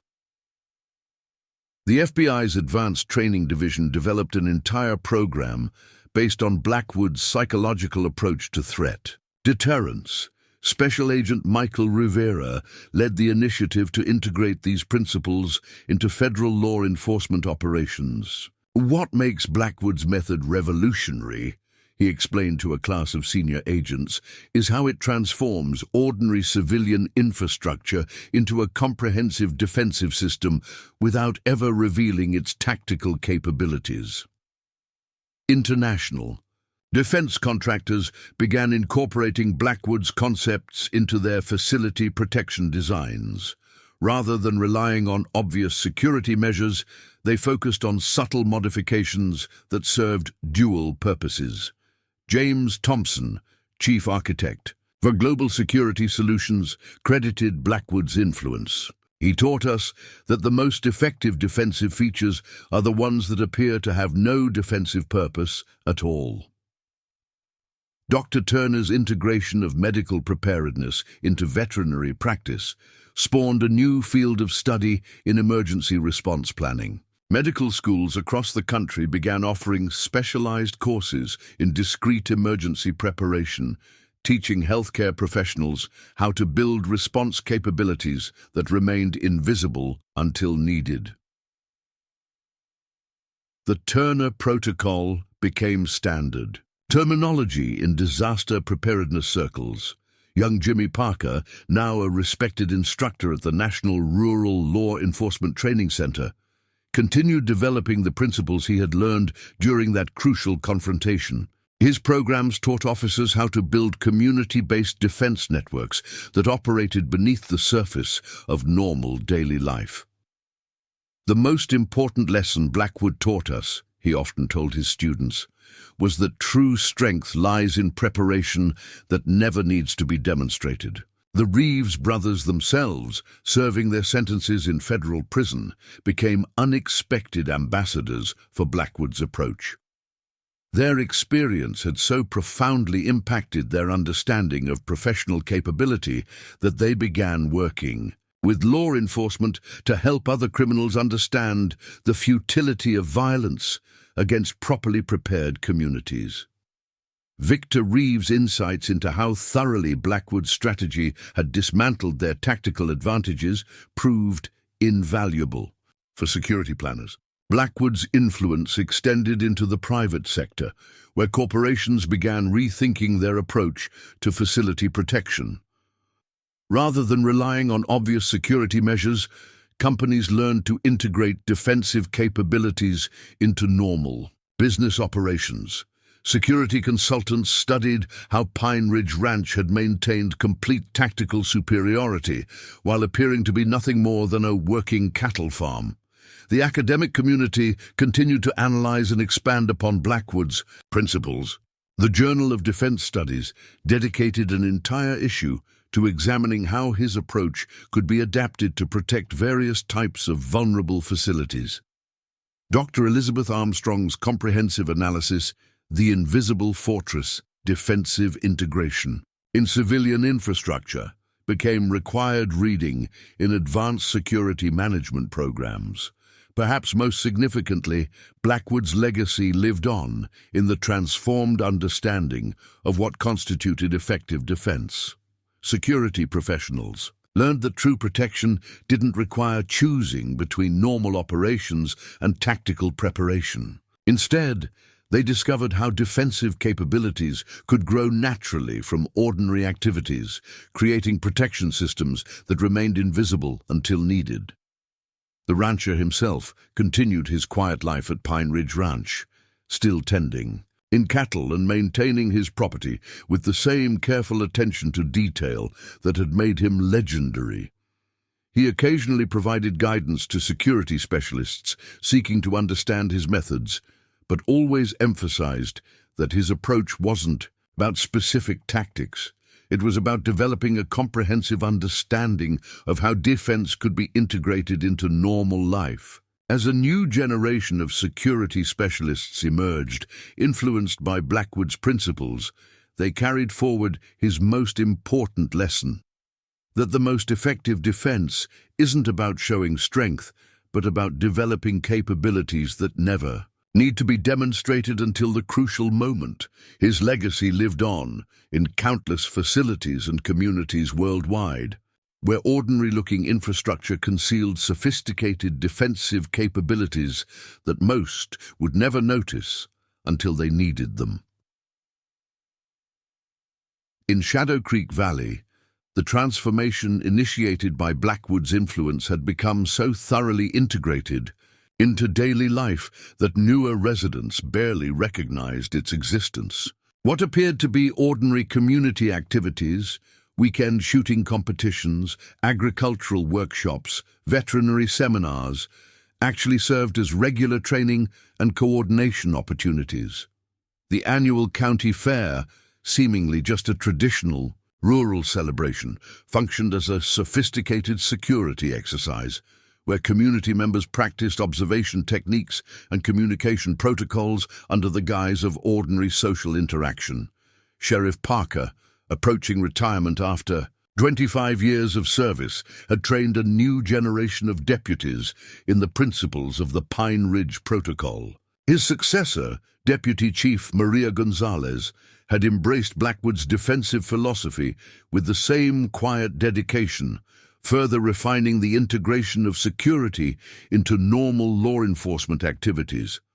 Under her guidance, routine patrol routes had been redesigned to provide optimal observation coverage while appearing completely conventional to outside observers. Dr. Turner had expanded her veterinary practice to include 3 young associates, each carefully selected not just for their medical skills, but for their ability to understand and apply the principles of integrated defense. Her regular farm visits now covered the entire county, creating a comprehensive observation network disguised as routine animal health care.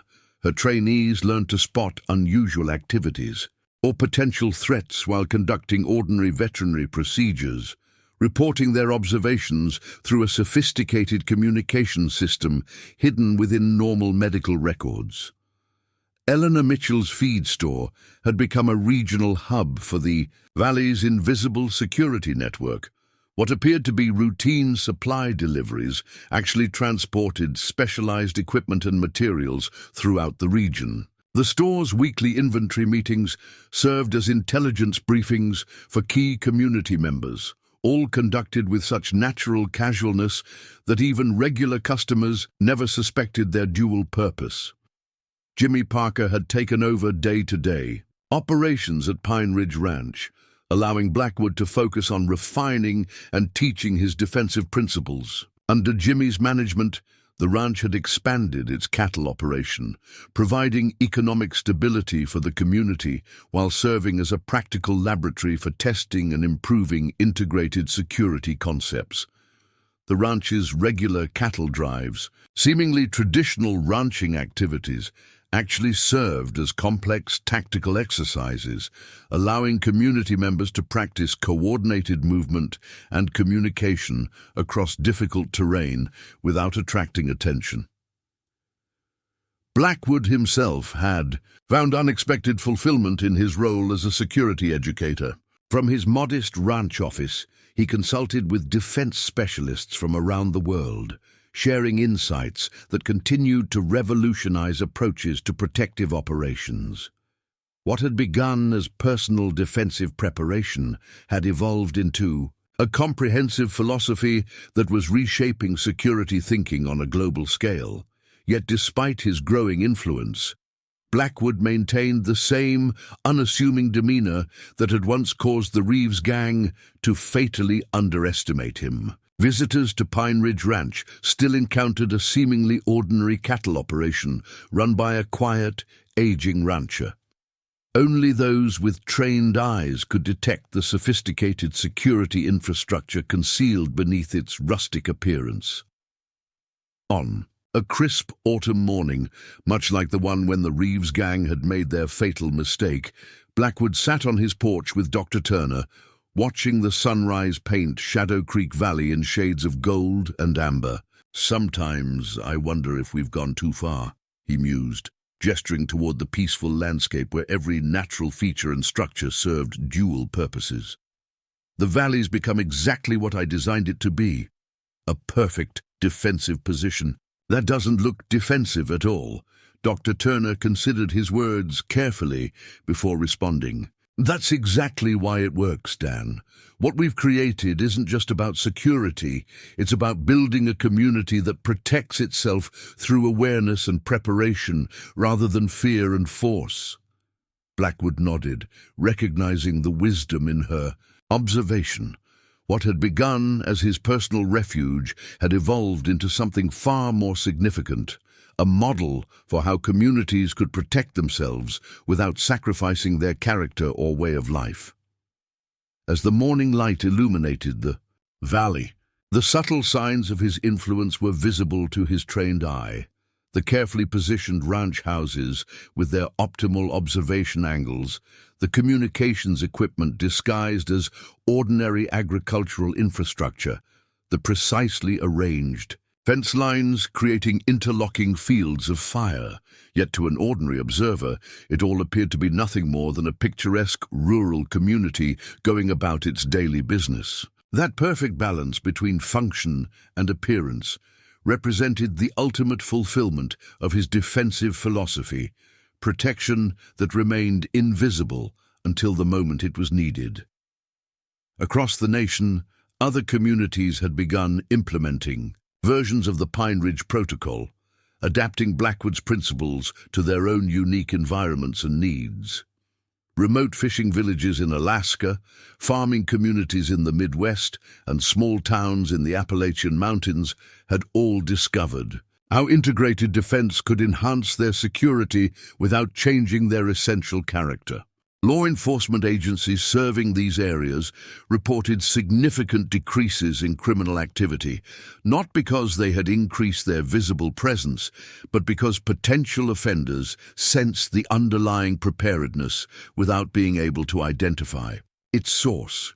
The Department of Homeland Security's annual assessment of rural vulnerability had documented this phenomenon, noting that communities implementing Blackwood-inspired protocols demonstrated extraordinary resilience to criminal exploitation, without obvious security enhancements. In academic circles, this effect had acquired a name: the Blackwood deterrent, defined as the psychological impact of invisible but comprehensive defensive preparation on potential adversaries. Criminal psychology researchers studying this effect found that experienced offenders often reported an inexplicable sense of unease when entering communities protected by such measures, describing them as feeling wrong without being able to articulate specific concerns. This unconscious recognition of concealed defensive preparation often led them to abandon planned operations without ever understanding exactly what had deterred them. The international implications of Blackwood's approach had proven equally significant. In conflict zones around the world, vulnerable communities had begun implementing similar principles, learning to integrate protective measures into their normal activities without attracting unwanted attention. Aid organizations working in these regions reported that such communities demonstrated remarkable resilience against various threats, from criminal exploitation to insurgent infiltration. NATO's Field Manual for Civilian Protection now included a chapter on integrated community defense, Drawing heavily on the principles Blackwood had demonstrated at Pine Ridge Ranch, the United Nations Peacekeeping Division had developed training programs based on these same concepts, teaching local populations how to enhance their security, without appearing to militarize their communities. What made these developments particularly remarkable was that they represented a fundamental shift away from traditional security thinking. Rather than relying on obvious displays of force or specialized equipment, the Blackwood approach emphasized the integration of defensive capabilities into ordinary civilian infrastructure and activities. This shift had profound implications not just for physical security but for community psychology as well.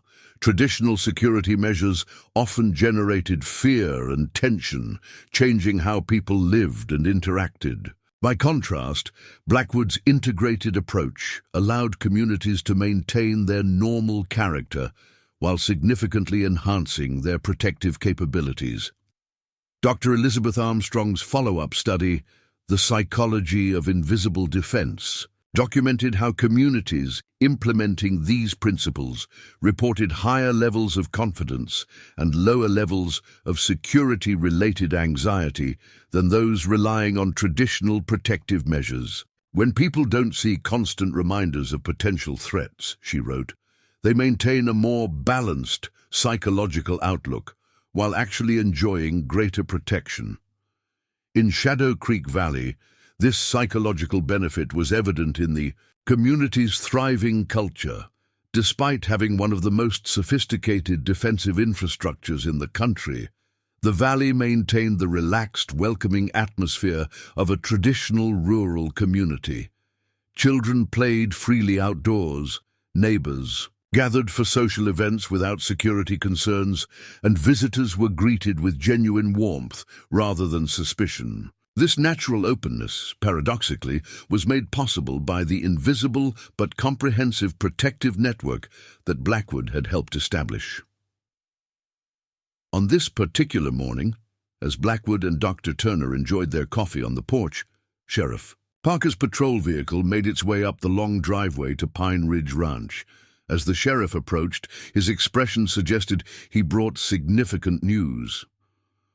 "Morning, Dan, Melissa," he greeted them, accepting the offered cup of coffee before settling into one of the porch chairs. "Just got word from the federal prosecutor's office.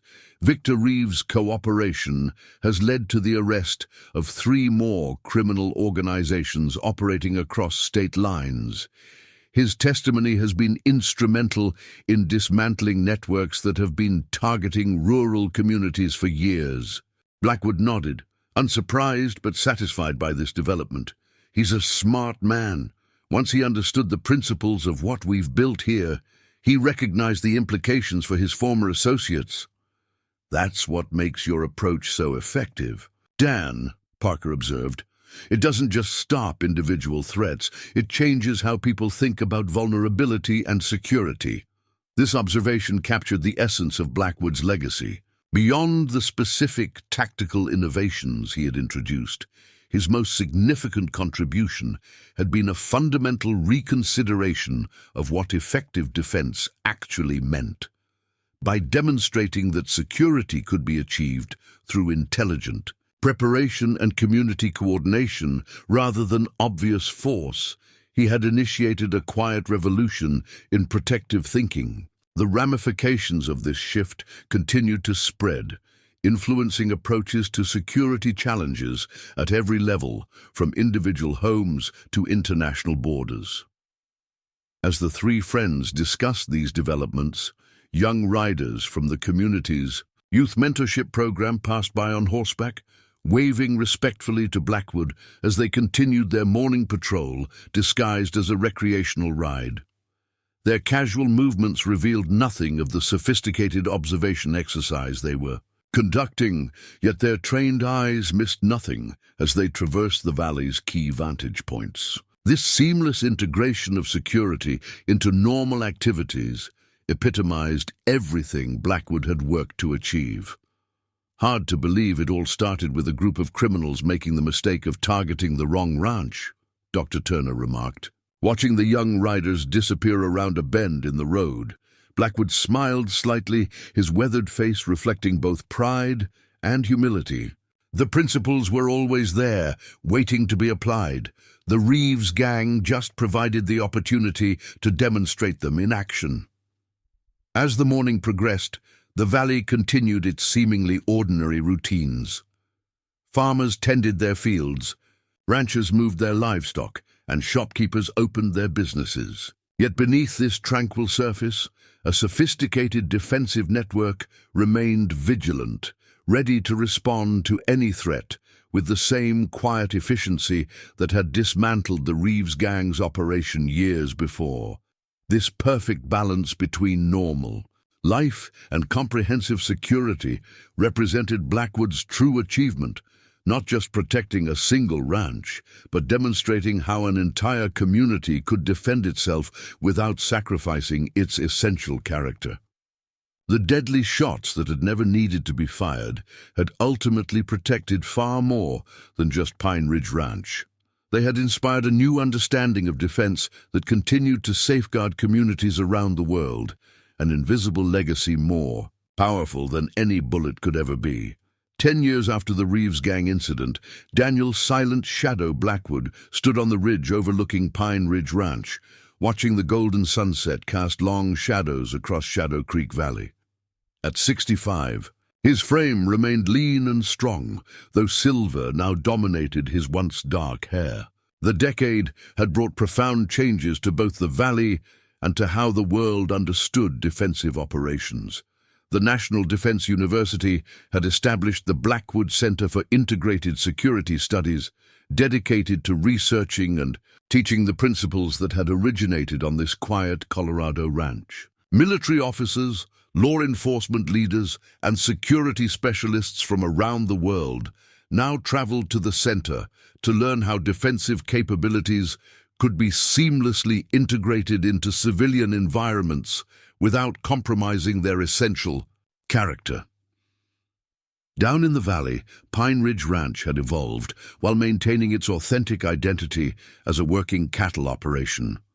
Jimmy Parker, now the ranch's full owner after Blackwood had transferred the property to him 5 years earlier, had expanded the operation to include an agricultural education center where the principles of integrated defense were taught under the guise of sustainable ranching practices. The casual observer would notice nothing unusual about the facility, just another rural education center teaching traditional skills to a new generation.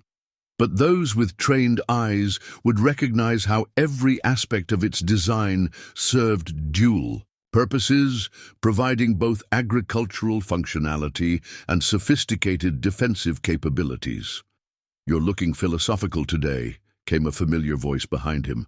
Dr. Melissa Turner, now in her 50s and still serving as the region's chief veterinarian, climbed the last few feet to join him at his vantage point. Their friendship had deepened over the years, evolving into a partnership that balanced her practical medical expertise with his strategic vision. "Just appreciating how far things have come," Blackwood replied, gesturing toward the valley. "Nothing looks different to the casual observer, but everything has changed." Dr. Turner nodded, understanding the deeper meaning behind his observation. "That's the beauty of what you created, Dan. The best security is the kind no one ever notices until they need it."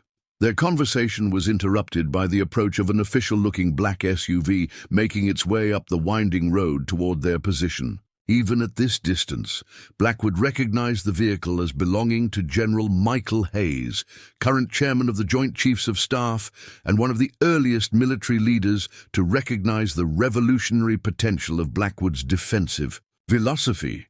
"Looks like your 3 o'clock appointment is running early," Dr. Turner observed. Blackwood nodded, unsurprised. Hayes was always punctual, even back when he was just a colonel studying our setup here. The general's visit was more than a social call. Earlier that month, an incident in Eastern Europe had demonstrated the international impact of Blackwood's principles. A small village, trained in integrated defensive measures by NATO advisors who had studied the Pine Ridge Protocol, had successfully deterred an attack by a well-armed militia group without firing a shot. The militia, expecting an easy target, had instead encountered a community prepared in ways they couldn't identify but instinctively recognized as dangerous. After several failed attempts to establish tactical advantage, they had withdrawn without ever engaging directly. Surveillance footage later revealed their commander's frustrated assessment. "Something's wrong with this place. They're ready for us, but I can't tell how." This outcome, deterrence through invisible preparation, represented the ultimate vindication of Blackwood's approach. The general was here to discuss how this success could be replicated on a larger scale in vulnerable regions worldwide. As they watched the SUV navigate the final approach, Dr. Turner reflected on how completely Blackwood's vision had been realized. "When you first started modifying the ranch all those years ago, did you ever imagine it would lead to this?" Blackwood smiled slightly, the expression softening his weathered features. "I was just trying to create a safe place to live out my days. Everything else grew from that simple goal." This modesty was characteristic of the man, but it understated the profound impact of his innovations. The academic community had coined a term for his approach: transparent defensive integration, defined as the seamless incorporation of protective measures into ordinary civilian infrastructure without visual or operational compromise. This concept had revolutionized security thinking across multiple disciplines, challenging the traditional assumption that effective protection required obvious hardening or militarization. Colonel Sarah Martinez, now commanding the Advanced Tactical Studies Division at West Point, had perhaps best articulated its significance. Blackwood didn't just create a new defensive methodology. He fundamentally redefined what security means. In the modern world, as General Hayes's vehicle reached their position, Blackwood and Dr. Turner prepared to welcome him. The meeting would focus on practical applications, but the philosophical implications of Blackwood's approach extended far beyond specific tactical considerations. By demonstrating that true security grew from integration rather than segregation, from preparation rather than reaction, and from community coordination rather than individual armament, he had initiated a paradigm shift that continued to influence thinking at the highest levels of national defense. "Let's not keep the general waiting," Blackwood said, turning toward the path down from the ridge. "He's come a long way to discuss the future." That evening, after the general's departure, Blackwood sat on his cabin porch with Sheriff Maria Gonzalez, sharing insights from the high-level meeting. Gonzalez, who had succeeded Robert Parker 5 years earlier, had further refined the implementation of the Pine Ridge Protocol throughout Shadow Creek County, creating one of the most secure rural jurisdictions in the nation without increasing visible law enforcement presence. The general wants to establish training centers in 3 additional countries, Blackwood explained. Their rural communities are facing threats similar to what we dealt with during the Reeves incident, but on a much larger scale. Gonzalez nodded, understanding the implications. "The principles transfer well. We've seen that with the programs we've established in neighboring counties." Under her leadership, the Sheriff's Department had developed a regional training initiative that taught other rural law enforcement agencies how to implement aspects of the Pine Ridge Protocol in their own jurisdictions. The results had been remarkable. Participating counties reported significant decreases in criminal activity without increased security budgets or personnel. "The key is making it look like normal community development," Gonzalez continued. "When we helped Rio County reorganize their patrol routes based on your principles, we presented it as a fuel efficiency measure. Their criminal element never recognized it as a defensive restructuring. This subtle approach characterized all applications of Blackwood's methodology. By disguising security enhancements as ordinary improvements, communities avoided both the psychological burden of visible security measures and the tactical disadvantage of telegraphing their defensive capabilities. "Speaking of the Reeves gang," Gonzalez said, changing the subject, "I got word from the federal prison system yesterday. Victor Reeves is being considered for early release based on his continued cooperation. His insights have helped dismantle 7 major criminal networks operating across state lines." Blackwood considered this information thoughtfully. Victor Reeves's transformation from criminal leader to security consultant represented another unexpected outcome of that rainy morning. Confrontation a decade earlier. After experiencing the comprehensive nature of Blackwood's defensive system, Reeves had developed a genuine respect for the approach that had defeated him so completely. "He understands the principles better than most," Blackwood observed. "He approached our defenses from the adversary's perspective and recognized their effectiveness firsthand." This practical insight made Reeves particularly valuable to security planners, who benefited from his ability to identify vulnerabilities that might not be apparent to those with conventional training. His younger brother Ethan, serving a longer sentence due to his previous violent offenses, had undergone a similar transformation, now teaching marksmanship and tactical assessment to federal law enforcement officers from his prison facility. Even Mason Winters and Travis Jackson had found unexpected purpose after their incarceration. Winters' military background and subsequent criminal experience made him an ideal instructor for counterinsurgency specialists, learning to identify disguised defensive preparations, while Jackson's expertise with explosives had been redirected toward developing countermeasures for improvised threats. Kevin Lawson, the youngest member of the gang, had perhaps experienced the most dramatic transformation. After serving a shorter sentence due to his age and lesser role in the gang's activities, he had enrolled in law enforcement training, eventually joining the sheriff's department in his home county. His first-hand understanding of how young men were drawn into criminal activities made him particularly effective in youth intervention programs. "It's ironic," Gonzalez remarked, "how many lives were ultimately improved because the Reeves gang chose your ranch that morning." Blackwood nodded, recognizing the truth in her observation. The confrontation that could have ended in violence had instead initiated a cascade of positive changes, extending far beyond the immediate participants. This outcome validated his core philosophy, that superior preparation could achieve results that force alone could never accomplish. The following morning brought another visitor to Pine Ridge Ranch.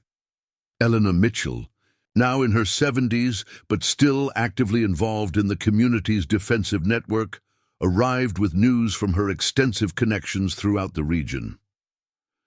"The monitoring system picked up something interesting yesterday," she reported as Blackwood poured her coffee in the ranch kitchen. A group of 3 vehicles circled the county twice, paying particular attention to the eastern approaches to the valley. Such information gathering was part of the invisible security infrastructure that protected Shadow Creek Valley. What appeared to be ordinary business operations, Mitchell's feed store deliveries, Dr. Turner's veterinary visits, routine postal routes, actually created a comprehensive surveillance network covering the entire region. Jimmy's students spotted them too, Blackwood replied, referring to the Agricultural Education Center that served as both a legitimate teaching facility and a training ground for observation techniques. They were driving rental vehicles with Nevada plates. Could be nothing, but we'll maintain awareness. This casual response reflected the community's approach to potential threats, neither overreacting nor ignoring, but maintaining vigilant observation while continuing normal activities. The valley's defensive network didn't depend on confrontation or intimidation, but on comprehensive awareness and coordinated preparation. As they discussed the situation, Dr. Turner arrived for their regular morning meeting. The 3 had formed an informal leadership council that coordinated the valley's integrated defense system, each bringing different expertise to their shared mission. I've adjusted my rounds to include the eastern properties over the next few days, she announced, seamlessly incorporating security considerations into her veterinary practice. Several ranches have legitimate medical needs, so it won't look unusual. This natural integration of defensive awareness into normal professional activities exemplified Blackwood's methodology. Throughout the valley, residents maintained similar dual awareness. Teachers who noticed unusual vehicles while walking to school, postal workers who recognized pattern disruptions in their communities, store clerks who observed customer behaviors. With trained eyes, none of these individuals would be identified as security personnel, yet collectively they created a monitoring system more comprehensive than any conventional surveillance operation. This human intelligence network, disguised within ordinary community activities, had proven more effective than sophisticated technical systems costing millions of dollars. The beauty of our approach, Mitchell observed, as they reviewed the community's response, is that potential threats never know they're being observed. They see normal people going about normal business, not recognizing that every unusual movement or behavior is being noted and communicated. This invisible vigilance had protected the valley for a decade, deterring numerous potential threats without ever drawing attention to the community's defensive capabilities. Many would-be criminals had simply moved on, unconsciously responding to the subtle signals of preparedness without ever understanding why the valley felt like an undesirable target. By mid-afternoon, the community's invisible network had identified the 3 vehicles as belonging to a documentary film crew researching rural security innovations. Their interest in the region was legitimate. They had appropriate credentials and had made formal requests for interviews with several local officials. The system had worked exactly as designed, identifying and assessing the potential concern without disrupting normal activities or revealing its methods. That evening, Blackwood walked alone through the quiet beauty of Pine Ridge Ranch. The cattle moved peacefully in their pastures. The outbuildings stood in perfect maintenance, and the land showed the careful stewardship of generations. To any observer, it appeared to be nothing more remarkable than a well-run cattle operation. Only Blackwood, with his intimate knowledge of the property's design, could appreciate how thoroughly its peaceful appearance concealed its defensive capabilities. Every fence line, every structure, every natural feature had been positioned or modified to serve dual purposes, creating an integrated defensive system that remained invisible until needed. As twilight settled over the valley, he reflected on the journey that had brought him to this moment. What had begun as personal preparation, a combat veteran creating a secure refuge, had evolved into something far more significant. The principles he had applied to protecting his ranch had grown into a comprehensive philosophy that was now safeguarding communities around the world. More importantly, his approach had demonstrated that true security didn't require sacrificing the very qualities that made communities worth protecting. By integrating defensive capabilities into normal activities and infrastructure, he had shown how protection could be achieved without the psychological and social costs of obvious security measures. The stars appeared overhead as darkness finally claimed the valley. From his vantage point, Blackwood could see the scattered lights of ranches and homes throughout Shadow Creek Valley, each one a part of the community he had helped to protect and transform. Despite his international recognition and the widespread adoption of his methods, this peaceful valley remained his greatest achievement. Here, ordinary people lived extraordinary lives, carrying forward the principles he had taught them while maintaining the authentic character of their rural community. They had achieved what many believed impossible: comprehensive security that enhanced rather than compromised their way of life. As he turned back toward his cabin, Blackwood smiled slightly at the ultimate irony of his legacy. The deadly shots that had made him legendary during his military career had ultimately proven less significant than the shots he never had to fire at Pine Ridge Ranch. By demonstrating that superior preparation could prevent violence rather than merely respond to it, he had changed not just how communities defended themselves, but how they understood the very concept of security. That quiet revolution, born in the confrontation with the Reeves gang, but nurtured through years of patient implementation, would continue to protect vulnerable communities long after both he and the ranch were gone. It was a legacy more enduring than any bullet could ever be. Security defined not by force, but by foresight, not by isolation, but by integration, not by fear, but by preparation. And in that achievement lay the true meaning of defense, not merely preventing harm, but preserving value, creating spaces where ordinary life could flourish without the shadow of constant threat. The peaceful valley before him, where children played freely and neighbors lived without fear while remaining perfectly protected, represented the fulfillment of that vision. Silent Shadow Blackwood, once the most lethal sniper in Navy SEAL history, now the architect of a revolutionary approach to community defense, had discovered that the most powerful protection came not from the shots you fired, but from creating conditions where shots never needed to be fired at all. Up next, you've got two more standout stories right on your screen. If this one hits the mark, you won't want to pass these up. Just click and check them out. And don't forget to subscribe and turn on the notification bell so you don't miss any upload from us.